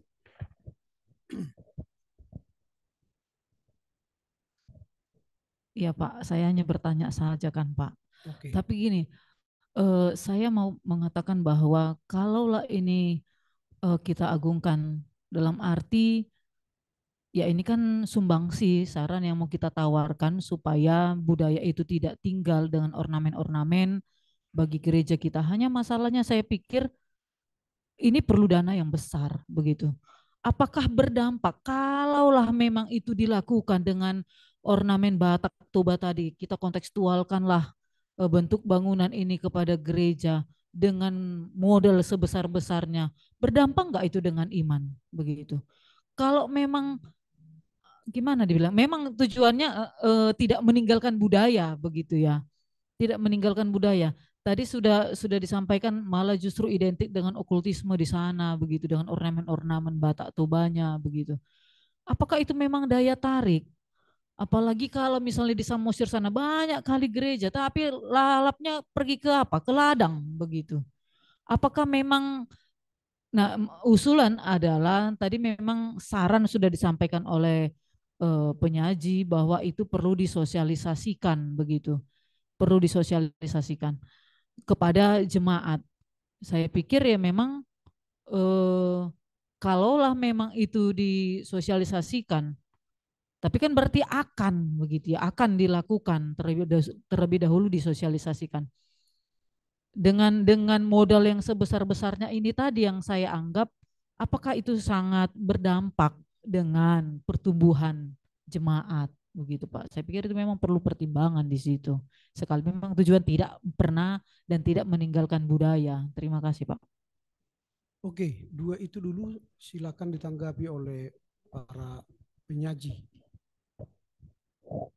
Baik, nanti ditambah-tambahkan teman saya. Pertama,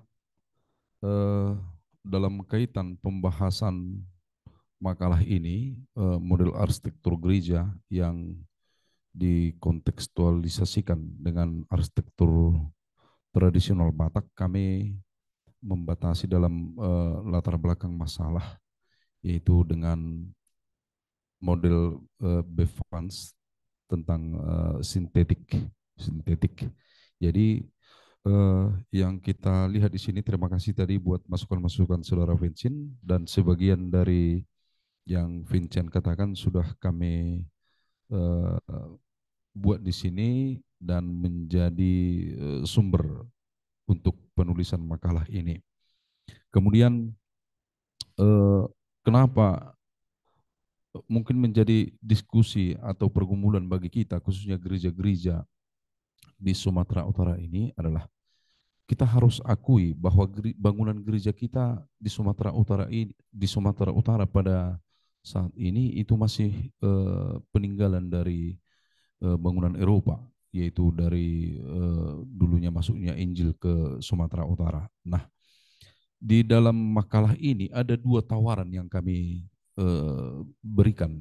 Ya, ada dua tawaran. Pertama, jikalau gereja itu memang harus dibangun kembali secara utuh, ya sudah saatnya kita harus memasukkan nilai-nilai arsitektur tradisional Batak. Hanya saja harus selektif.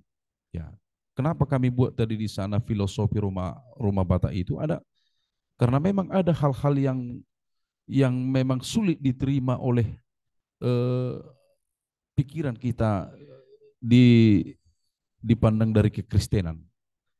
Ya, ada beberapa simbol-simbol dari nilai-nilai arsitektur rumah Batak itu yang memang kalau kita paksakan harus ada di gereja, di arsitektur gereja, itu justru bukan menambah iman jemaat, tapi justru mungkin membuat jemaat tidak betah datang ke gereja.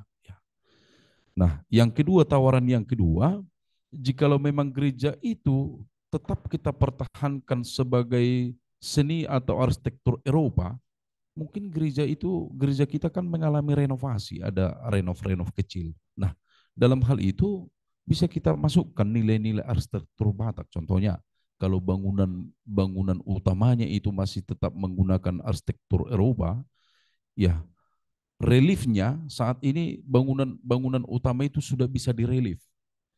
Contohnya gorga atau tulisan-tulisan Batak.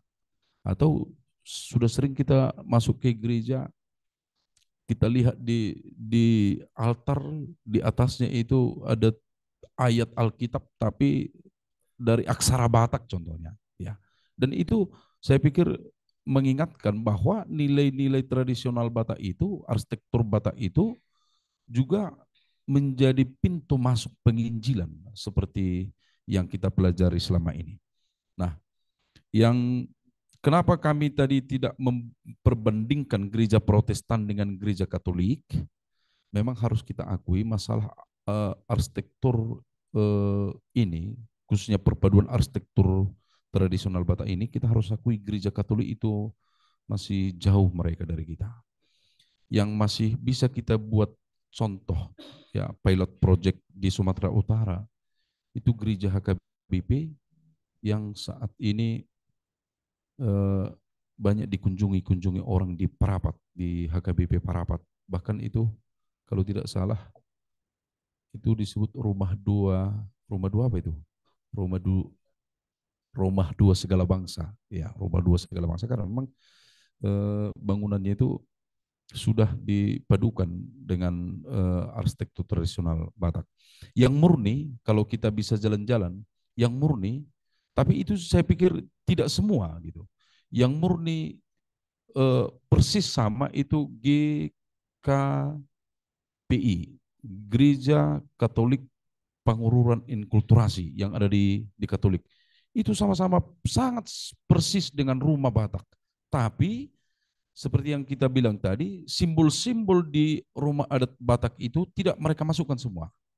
Seperti yang sudah kami jelaskan tadi, mereka tidak semua. Karena pertimbangannya dulu saya dengar-dengar, itu mengalami perdebatan. Jikalau semua simbol-simbol dari rumah Batak itu harus dipaksakan ke gereja itu. Jadi itu makanya dalam saran kami buat di sana bahwa dalam perpaduan arsitektur itu arsitektur modern dan juga arsitektur tradisional Batak, gereja harus selektif ya, selektif dan harus ada juga sosialisasi kepada jemaatnya supaya tidak ada tafsiran-tafsiran yang berbeda sehingga ketika itu dilakukan itu menciptakan kenyamanan bagi jemaat. Kira-kira demikian. Tolong dilanjut teman-teman saya ditambahin. Ya, silakan yang menambah dari kelompok. Oke, Pak, saya akan menambah sedikit mengenai tentang pertanyaan Ibu Melda mengenai tentang apakah arsitektur budaya Batak ini bisa menimbulkan, menumbuhkan iman jemaat itu kembali.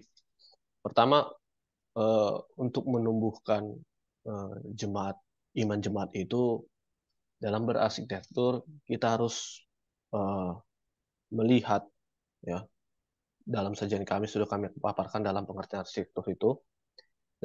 Sebelum membangun gereja, hal yang perlu dilihat dalam arsitekturnya adalah itu harus bertimbangkan dengan fungsi, estetika, dan psikologis.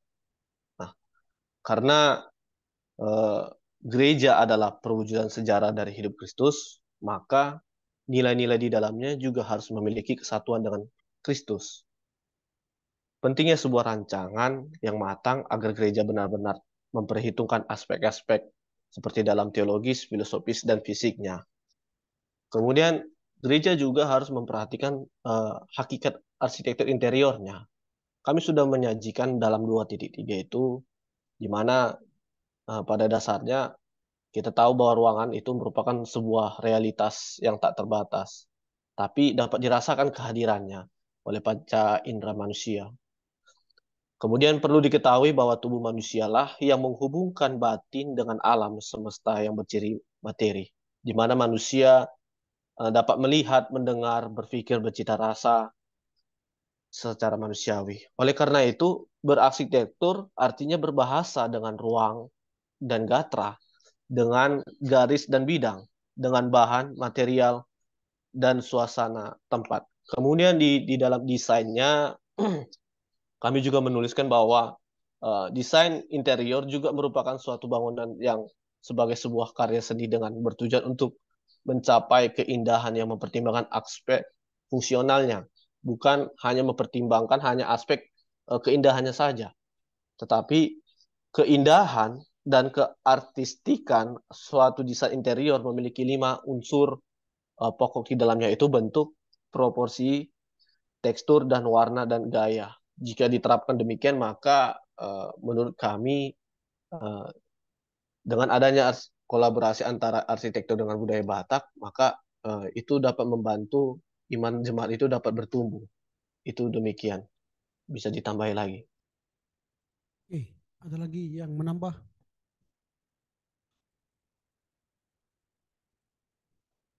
Ya, silakan. Ini menambah ya? Atau bertanya? Dari kelompok kan? Belum. Di luar kelompok dia, Pak. Dari kelompok dulu, Pak. Melda.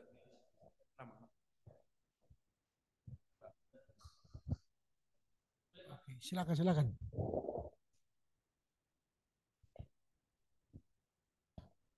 Ya, terima kasih buat kesempatannya. Mungkin sesuai dengan pertanyaan dari Ibu Meldayana tadi, apakah bisa menambahkan iman dalam arsitektur bangunan Batak Toba tadi? Kalau kita melihat dari model arsitektur yang kita lihat dalam rumah adat Batak Toba itu kan kita lihat dari bangunan itu yang dimana atap itu tinggi, tapi bangunan rumah itu sendiri pendek. Kalau tidak salah itu dalam buku Jan Pieter Stanggang, JP Stanggang, yang berjudul Raja Nabogus, dia memberikan nilai-nilai filosofis rumah adat Batak Toba itu. Mengapa pintu rumah adat Batak Toba itu sekitar 1 meter tingginya? Itu juga harus perlu dikaji, karena setiap orang yang masuk itu akan tunduk. Itu wujud sebagai untuk menyembah juga yang bisa kita artikan secara teologisnya.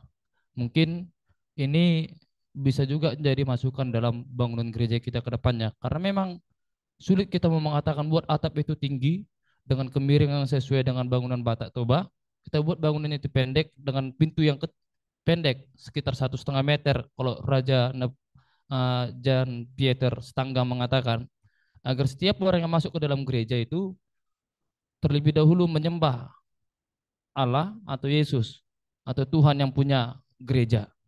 Jadi ini memang juga adalah bahagian bagaimana kita bisa menumbuhkan iman kita dalam model bangunan gereja sesuai dengan arsitektur rumah adat Batak itu. Mungkin itu saja Pak masukannya Pak. Oke, baik. Ada lagi yang mau bertanya atau memberi masukan? Silakan. Dari yang di ruang Zoom. Di ruang Zoom nggak ada ya? Ada apa nih? Ada ketiduran semua ya. Ini apa ini? Tolong share. Saya Pak. Silakan. Ya, terima kasih Pak. Emang jika kita menyimak dan melihat judulnya ini, memang saya pribadi bingung Pak. Tapi pertama memang yang saya pahami masalah prosesnya. Kami dalam suku Batak Karo melihat dalam proses pembuatan rumah adat. Bagaimana prosesnya? Pertama itu tidak memakai paku, tetapi bisa tahan gempa. Yang pertama. Lalu yang kedua, dari prosesnya ini ada kerjasama. Bagaimana memindahkan kayu yang besar dari hutan, memotongnya, dan mengangkatnya. Sehingga di situ ada kerjasama kelompok. Lalu yang ketiga, yang dalam prosesnya itu, dan ini juga yang menarik memang sama seperti kemah ataupun katakanlah bait suci pada zaman dahulu, di mana memang setiap ruangan itu ada namanya. Kalau kami di Karo, begitu masuk pintu dari rumah adat, ruangan sebelah kiri itu dinamakan Jabu Bena Kayu. Nah, lepar kayu, ujung kayu katanya. Dan nama itu juga bukan sembarang nama. Jabu Bena Kayu itu yang sebelah kiri ketika kita masuk ke rumah adat, itu adalah sentral atau pusat. Biasanya yang menempati Jabu Bena Kayu itu penghulu atau Simadakuta lah, Simantek Kuta. Lalu ada Jabu yang memang khusus penggual, atau kalau ada acara-acara umpama suka atau duka, di situ posisinya di tengah. Lalu ada juga Jabunya Sungkun Berita.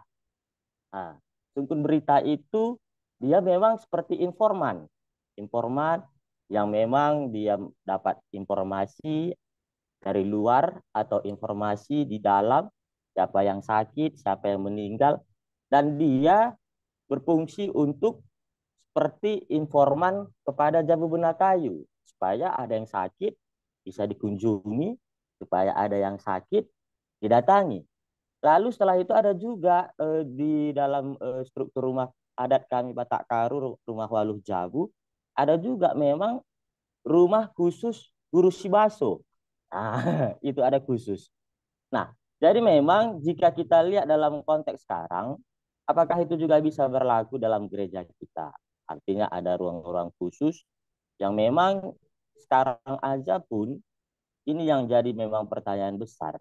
Ketika orang datang ke gereja, tidak ada ruang khusus untuk anak-anak kecil.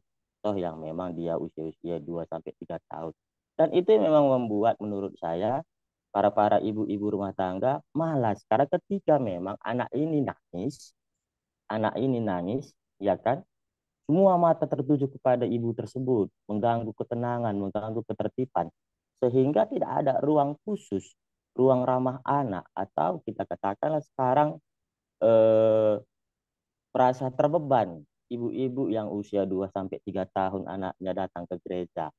Karena kalau ribut anak dia seperti bahan tontonan, bahan ejek-ejekan seperti itu. Nah, sesuai dengan memang judulnya yang kontekstual, saya melihat apakah memang ini yang harus kita lakukan menurut sesuai dengan judul kita, rumah tradisional, agar memang memfasilitasi jemaat yang ada dalam gereja kita yang datang sesuai dengan usianya. Seperti rumah adat Batak Karo tadi, sesuai dengan fungsinya. Ada juga memang ini untuk Saitun atau orang tua. Ini memang untuk Mambre, ini untuk Muria. Bukan kita sekat-sekat, bukan istilahnya kita membeda-bedakan. Tetapi ada unsur yang dahulu memfasilitasi kepentingan di dalam rumah adat itu, dan unsur yang kita fasilitasi itu apakah bisa juga kita pergunakan di gereja kita pada saat ini. Itu aja Pak, terima kasih.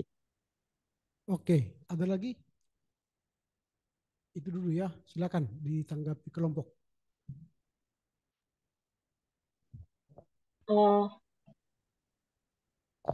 Ya, silakan. Baik, buat teman-teman, tolong dijawab pertanyaan saudara kita Gerson. Ibu Hamdah. Ya, baik. Saya menanggapi dari masukan teman kita tadi yang onsite. Maaf, tadi siapa namanya, Pak? Gerson. Oh, bukan yang onsite. Pak Mangara. Iya, Pak Mangara.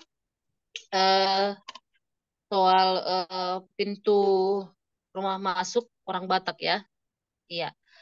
Memang Simalungun, Batak, Karo juga memang tidak lebih dari 1 meter pintu masuk rumah memang.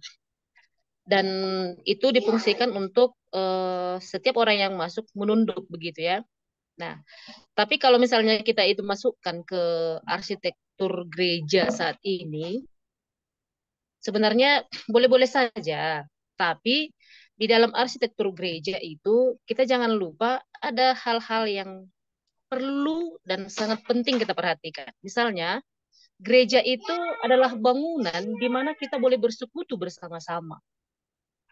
Sehingga di dalam pembangunan arsitektur gereja itu atau di dalam bangunan sebuah gereja itu kita memperhatikan yang namanya fungsi ruangan itu. Fungsi gereja itu adalah untuk beribadah. Kemudian kita memperhatikan tingkat kenyamanannya. Bagaimana orang di dalam, nyaman tidak gitu. Ketika orang masuk ke dalam udah sempit-sempitan contohnya dengan menunduk semua jemaat itu, nyaman enggak gitu ya.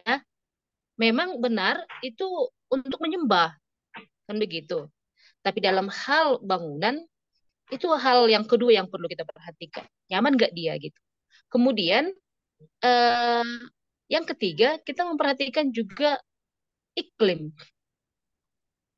Iklim kita di sini dan iklim kita di Eropa atau iklim kita di tempat lain gitu ya, sehingga bangunan itu atau bentuk pintu, bentuk jendela itu bisa memberikan ruang yang leluasa yang membuat setiap orang yang masuk ke dalam itu beribadah dengan nyaman gitu. Kemudian yang ketiga, yang selanjutnya adalah apapun ceritanya, setiap bangunan itu gereja itu disebut gereja ketika itu dipakai untuk menyembah Tuhan. Yang berarti kita tidak lupa yang namanya apa dasar teologinya. Memang yang diusulkan saudara kami tadi, dasar teologinya bahwa yang bergereja itu atau datang beribadah itu adalah menyembah Tuhan gitu. Tapi ketika kita bayangkan misalnya pintu gereja itu hanya tidak 1 meter atau hanya 1 meter, kita bisa bayangkan itu sangat tidak memungkinkan kenyamanan kepada orang yang masuk atau kepada orang yang keluar kepada masuk ke gereja atau keluar dari gereja itu gitu ya.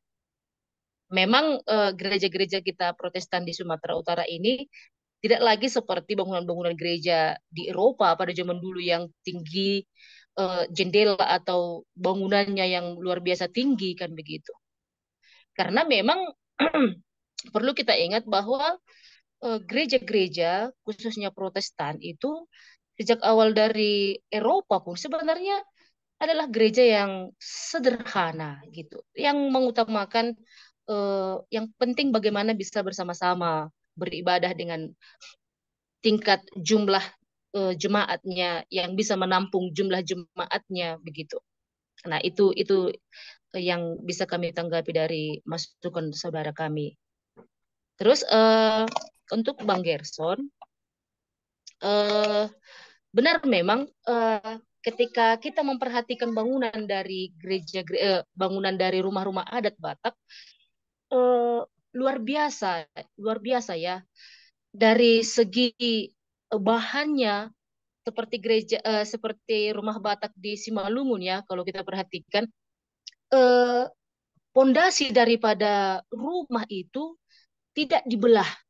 Artinya kayu bulat, kayu utuh begitu. Dan panjangnya juga hampir 25 meter. Kita bisa bayangkan itu beratnya mungkin berton ya. Nah, bagaimana mungkin dan bagaimana caranya mereka pada zaman dulu mengangkat itu, membuatnya betul-betul sempurna, dan sampai saat ini bisa kita masih lihat apa yang bisa mereka kerjakan. Dan memang benar apa yang dibilang Bang Gerson, bahwa di situ nampak kebersamaan yang luar biasa dan persaudaraan yang luar biasa yang bekerja sama untuk membangun sebuah rumah adat begitu. Namun jika kita terapkan itu kepada gereja sekarang, kita tidak bisa lagi menyamakannya dengan 100%. Artinya begini, kita mengupayakan bangunan kita tidak lagi bangunan yang boleh dibilang mengeksploitasi alam dari bahan-bahan alam begitu, tapi tetap mengupayakan apa yang kita bangun itu tetap ramah kepada alam begitu. Tapi memang jika dimungkinkan, ya kita bisa memakai bahan-bahan seperti bahan-bahan yang dipakai dalam arsitektur rumah Batak gitu.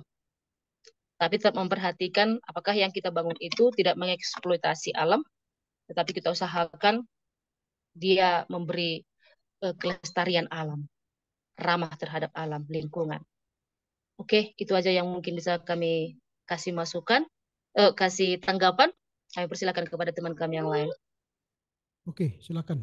Siapa yang mau menambah lagi? Buat teman-teman, Prima, Andre, biar semua kita berkontribusi memperkaya arsitektur tradisional Batak ini.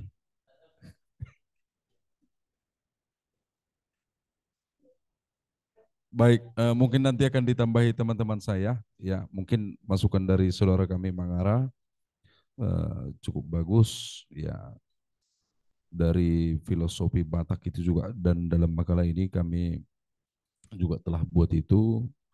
Kemudian dari saudara Gerson, ya seperti ini saudara kami Gerson, itulah kayanya sebenarnya kalau kita gali nilai-nilai kebudayaan Batak itu, termasuk seni, termasuk arsitektur, itu kita orang Batak ini sangat kaya. Jadi kita bersyukur sebagai orang Batak. Dan banyak hal dari nilai-nilai adat budaya Batak itu, termasuk arsitektur Batak itu bisa menjadi pintu masuk penginjilan. Dan harus itu goal kita, bukan masalah cantiknya, bukan. Saya pikir dalam kontekstual ini ya. Tapi budaya itu, arsitektur tradisional itu menjadi pintu masuk Injil gitu. Bagaimana itu kita pakai? Justru orang Batak merasakan bahwa Tuhan itu hadir di kehidupan orang Batak gitu. Lewat apa? Lewat arsitekturnya gitu. Jadi itu makanya dalam makalah ini saya sendiri berpendapat seperti ini. Untuk memahami arsitektur bangunan gereja dalam perpaduannya dengan arsitektur tradisional Batak, kita jangan kaku gitu. Tapi harus fleksibel karena arsitektur itu berkembang. Dan arsitektur itu bukan masalah doktrin gitu. Kalau tidak mengikuti berdosa, bukan seperti itu gitu. Jadi harus apa dia? Harus fleksibel lah. Ya kalau menurut ini kita bikin ke sini cantik, gimana menurut jemaat oke, ayo. Saya pikir seperti itu. Jangan kalau tidak ada gorganya itu bukan gereja yang kontekstual, jangan seperti itu pula. Dan kalau ada gorga Bataknya, itulah yang benar-benar gereja, jangan seperti itu pula, itu salah. Artinya menurut saya gini, Ya seperti yang dipertanyakan Saudara Gerson tadi, tidak semua dari nilai-nilai rumah Batak itu harus kita paksakan masuk ke gereja. Menurut saya bukan seperti itu gitu. Tapi apa yang bisa kita angkat, apa yang bisa kita kontekstualisasikan, yang bisa kita padukan kepada arsitektur gereja, ayo gitu. Jadi ciri khas suku kita nampak, terus ciri khas suku itu menambah iman jemaat itu juga sangat berpeluang. Kira-kira demikian. Terima kasih. Oke, baik Bapak Ibu, karena waktu kita batasi sampai di sini. Nanti saya akan kirimkan masukan saya terhadap kelompok ini. Tapi ada beberapa catatan yang hendak saya sampaikan, bahwa memang sudah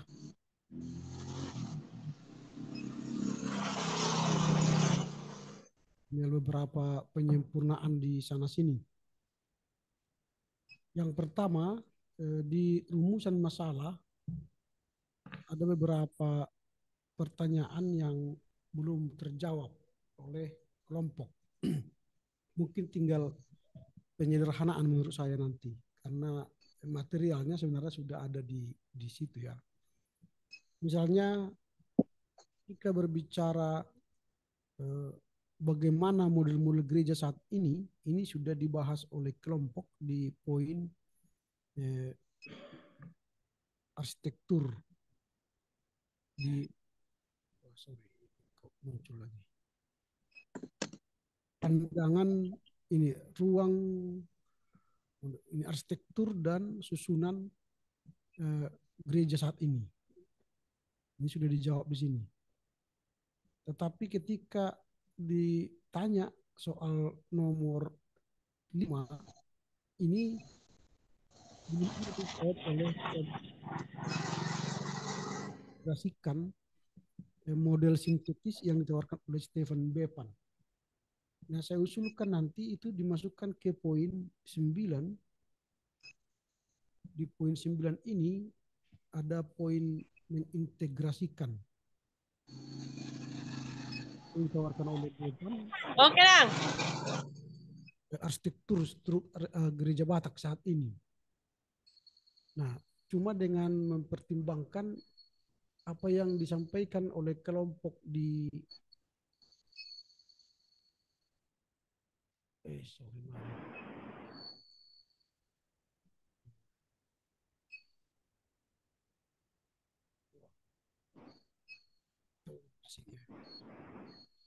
mungkin lagi belanja. Mute all.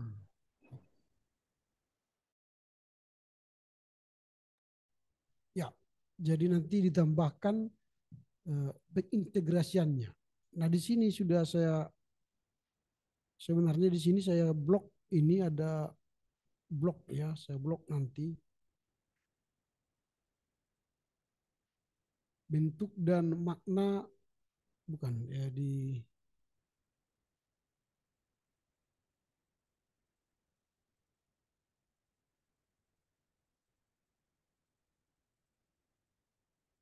arsitektur tradisional. Ada saya blok di sini. Di sini tadi dijelaskan kelompok ya, dijelaskan kelompok bagaimana keadaan arsitektur gereja Batak masa kini. Di sini arsitektur dan susunan. Lalu saya blok dia itu cocok masuk ke poin 2.9. Nah ini. Ini cocok ini masuk ke 2.9 karena kan kelompok hendak memadukan atau mengintegrasikan pemikiran dari Bevan dan model atau lambang dan makna dari rumah Batak atau filosofi rumah Batak.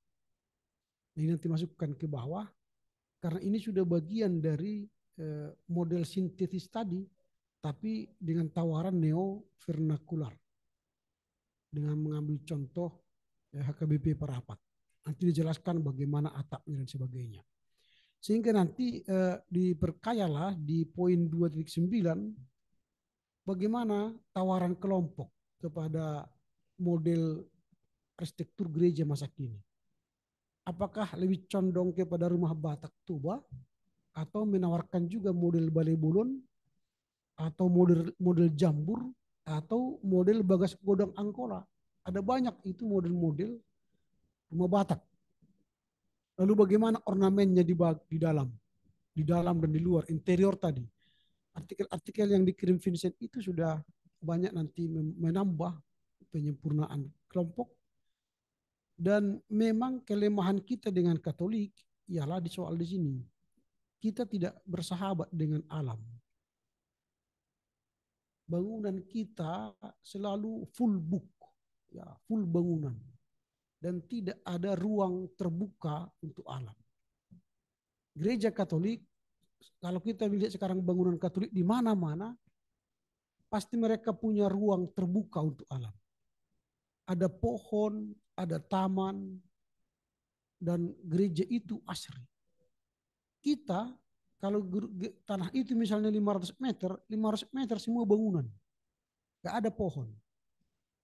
Memang ini bedanya rumah Katolik dan Protestan dan gereja Katolik dan Protestan.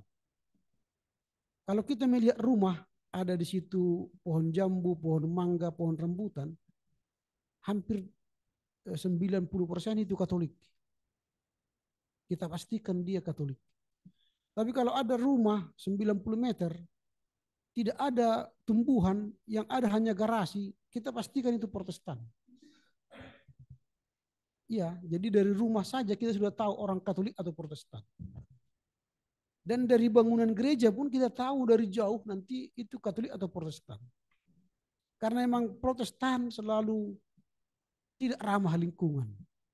Selalu ingin semua bangunan ini terbangun. Satu tetes darah tanah pun tidak ada lagi di sini. Harus ditutup dengan semen atau paving block. Kalau orang Katolik tidak. Mereka sediakan tanah untuk diinjak. Sebenarnya kalau kita mau sehat, buka alas kaki, injak tanah. Sehingga ion tubuh kita yang positif dihisap oleh tanah. Sehingga kita sehat. Kalau mau sehat sebenarnya setiap pagi buka alas kaki, lalu jalan kaki. Sehingga nanti ion positif yang ada dalam tubuh kita itu terhisap oleh bumi. Atau misalnya ketika kita berjalan naik mobil, semua penumpang mabuk, berhenti aja, buka kaca. Supaya medan magnet bumi masuk ke kita, menghisap ion positif itu. Biasanya begitu. Makanya orang yang tinggal di lantai 30 di sebuah gedung itu berpotensi berpenyakit dibanding orang yang tinggal di lantai 1. Karena dia dekat dengan magnet bumi. Orang yang jauh di atas, jauh dari magnet bumi, berpotensi banyak penyakit. Nah, makanya berbahagialah kita, rumah kita lantai 1. Nanti kalau sudah tua pun kita nggak bisa naik tangga lagi ke atas. Lebih enak lantai 1. Nah ini, jadi ini nanti dikombinasikanlah. Intinya kelompok mengintegrasikan pemikiran arsitektur bangunan Batak pada 2.7 ini. 2.7 dengan 2.9 nanti. Saya sudah buat kode-kodenya. Disempurnakan nanti. Nanti kalau sudah bagus kirimkan aja ke artikel ke jurnal-jurnal, kolaborasi dengan mahasiswa dan dosen, jauh banyak nilainya nanti. Nanti buatlah nama kalian semua, nama dosen di belakang, itu artinya ada kolaborasi dengan dosen. Nah itu baru kemudian tadi saya tertarik dengan apa yang disampaikan oleh gereja gereja GKIP, Gereja Katolik Inkulturatif ya, Pengururan. Ini contoh bangunan gereja yang lebih dulu mereka kontekstual dari kita. Kita memang lama berpikir tapi lambat bertindak. Orang Katolik cepat bertindak. Misalnya ini. Inilah aslinya. Rumah Batak. Lalu mereka adopsi dengan ini. Inilah gereja itu, ini pandangan depan. Luar biasa ini. Belum ada gereja Batak seperti ini. HKBP pun belum ada. Ini Katolik ini. HKBP Perapat pun tidak seperti itu. Nah, jadi kita ditinggal jauh oleh Katolik dalam berteologi dan liturginya pun nanti. Minggu depan kita bahas liturgi. Kita jauh ditinggal oleh Katolik. Nah, jadi memang kalau bicara percepatan teologi berteologi kontekstual, kita harus belajar dengan romo-romo ya, Katolik-Katolik. Sehingga kita nanti tidak tertinggal jauh. Memang Protestan ini dikenal dengan banyak berpikir dan berdebat. Dari sini ke sana, ke atas semua. Tapi tindakannya takut. Kalau berdebat, semua kita ahli debat. Tapi ketika disuruh mengeksekusi, kita kalah. Misalnya saja, contoh lain selain ini ya, ada tradisi Batak disebut dengan Mangalahat Horbo. Kalau pernah dengar Mangalahat Horbo. Setiap pesta Ulubius, Horbo itu kan diputar di satu kayu tiang, lalu setelah itu nanti ritusnya baru dipotong kerbau itu. Simbol itulah Kristus yang mengorbankan darahnya menebus dosa manusia. Mereka sudah ambil teologi Mangalahat Horbo. Kita Protestan sibuk berbicara tentang tidak kontekstual, sinkritisme, macam-macam. Katolik sekarang sudah ambil itu. Sudah ambil itu teologi Mangalahat Horbo sebagai simbol penebusan Kristus di tanah Batak. Sekaligus menghargai binatang. Karena setiap orang bunuh kerbau, tidak sembarangan membunuh kerbau. Harus dilahat dulu. Dikelilingi. Dan itu sudah menjadi ikon di Pesta Danau Toba sekarang. Itu menjadi objek wisata. Siapa pengelolanya? Katolik, bukan kita. Jadi kita ditinggal banyak oleh Katolik. Jadi maunya kita setelah seperti ini adalah gagasan-gagasan baru yang melahirkan teologi-teologi baru. Saya pernah melihat GKBPD kan terpusatnya yang di Pakpak itu. Saya berpikir berharap itu bangunan yang bagus, tapi belum selesai sekarang ya. GKBPD yang mau ke kantor bupati itu kan belum selesai kan bangunannya kan. Maunya bagus itu kalau dibangun dari bentuk seperti ini kan. Sudah hampir seperti ini saya lihat itu. Bagus itu. Sehingga nanti di KPD kan terpusatnya kan mau pindah ke sana rencana menurut angin yang saya dengar ya. Mudah-mudahan lah. Karena emang GKPD kan terpusatnya di Dairi. Padahal mereka Pakpak Dairi kan. Harusnya di Pakpak Barat kan. Kan terpusatnya. Nah mereka sekarang sedang berpikir ke sana pindah. Lalu nanti ketika kita datang ke kantor pusat GKPD kelihatan seperti ini gerejanya kan bagus. Keren itu. Mudah-mudahan nanti goal itu jadi dan pindahkan terpusatnya ke Pakpak. Memang tidak di pusat kota lagi dia kan di Dairi, tapi dia sudah ke Pakpak. Tapi pusat kota karena ibu kota Pakpak Barat kan itu kan Salak kan. Ya. Salak walaupun tidak ada salaknya. Nah ini jadi memang banyak sekali dari arsitektur ini nanti bisa kita kolaborasikan tentang tadi studi Institut Prasetya yang membahas arsitektur gereja itu. Artinya bukunya tadi tidak saya bawa bukunya di rumah. Itu memang banyak Aku bisa dari situ tadi. arsitektur. Dibalikkan. Ke situ lah Kak. Aku tulis lagi sini. Sini aku tulis tadi.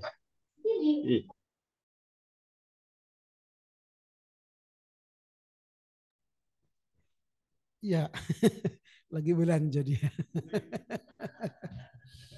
Ya jadi nanti dipelajarilah buku itu. Kalau bisa nanti hari apa saya masuk lagi. Besok saya ke sini, boleh saya bawa besok. Ada bukunya agak tebal itu. Itu berbicara soal arsitektur gereja. Nanti mereka paparkan dari Eropa lalu mengarah kepada Indonesia sampai nanti bangunan Joglo. Bagaimana bangunan Joglo itu? Sama seperti tadi ini, mereka juga membangun gereja Katolik yang seperti ini ya. Saya ambil contoh ini saya akan share ini. Ini di Jawa, gereja Katolik di Jawa ini. Mereka membangun gereja Katolik sekarang di Jawa dengan bernuansa ini yang di atas Eropa. Ini kan di Katedral Bogor, Jakarta, Bandung, dan Surabaya. Sekarang ini arsitektur gereja Katolik dengan langgam arsitektur lokal.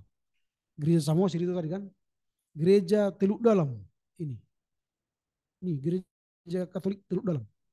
Gereja di Bantul, Ganjuran. Gereja Saran di Kediri. Ini. Jadi mereka sudah lebih cepat dari kita, saya katakan tadi. Di Batak, Samosir sudah ada. Di Nias, di Teluk Dalam ini sudah. Di Bantul, Ganjuran ini sudah. Lalu di Kediri sudah ada. Kita belum ada gereja seperti ini di berbagai daerah ya. Nah, mudah-mudahan nanti dengan studi kita ini kita sudah mulai membangun HKI yang kontekstual, membangun ya, GKPS yang kontekstual gitu kan. Kalau GKPA belakangan lah mengikut. Terlambat ya. Sedang dibangun ya.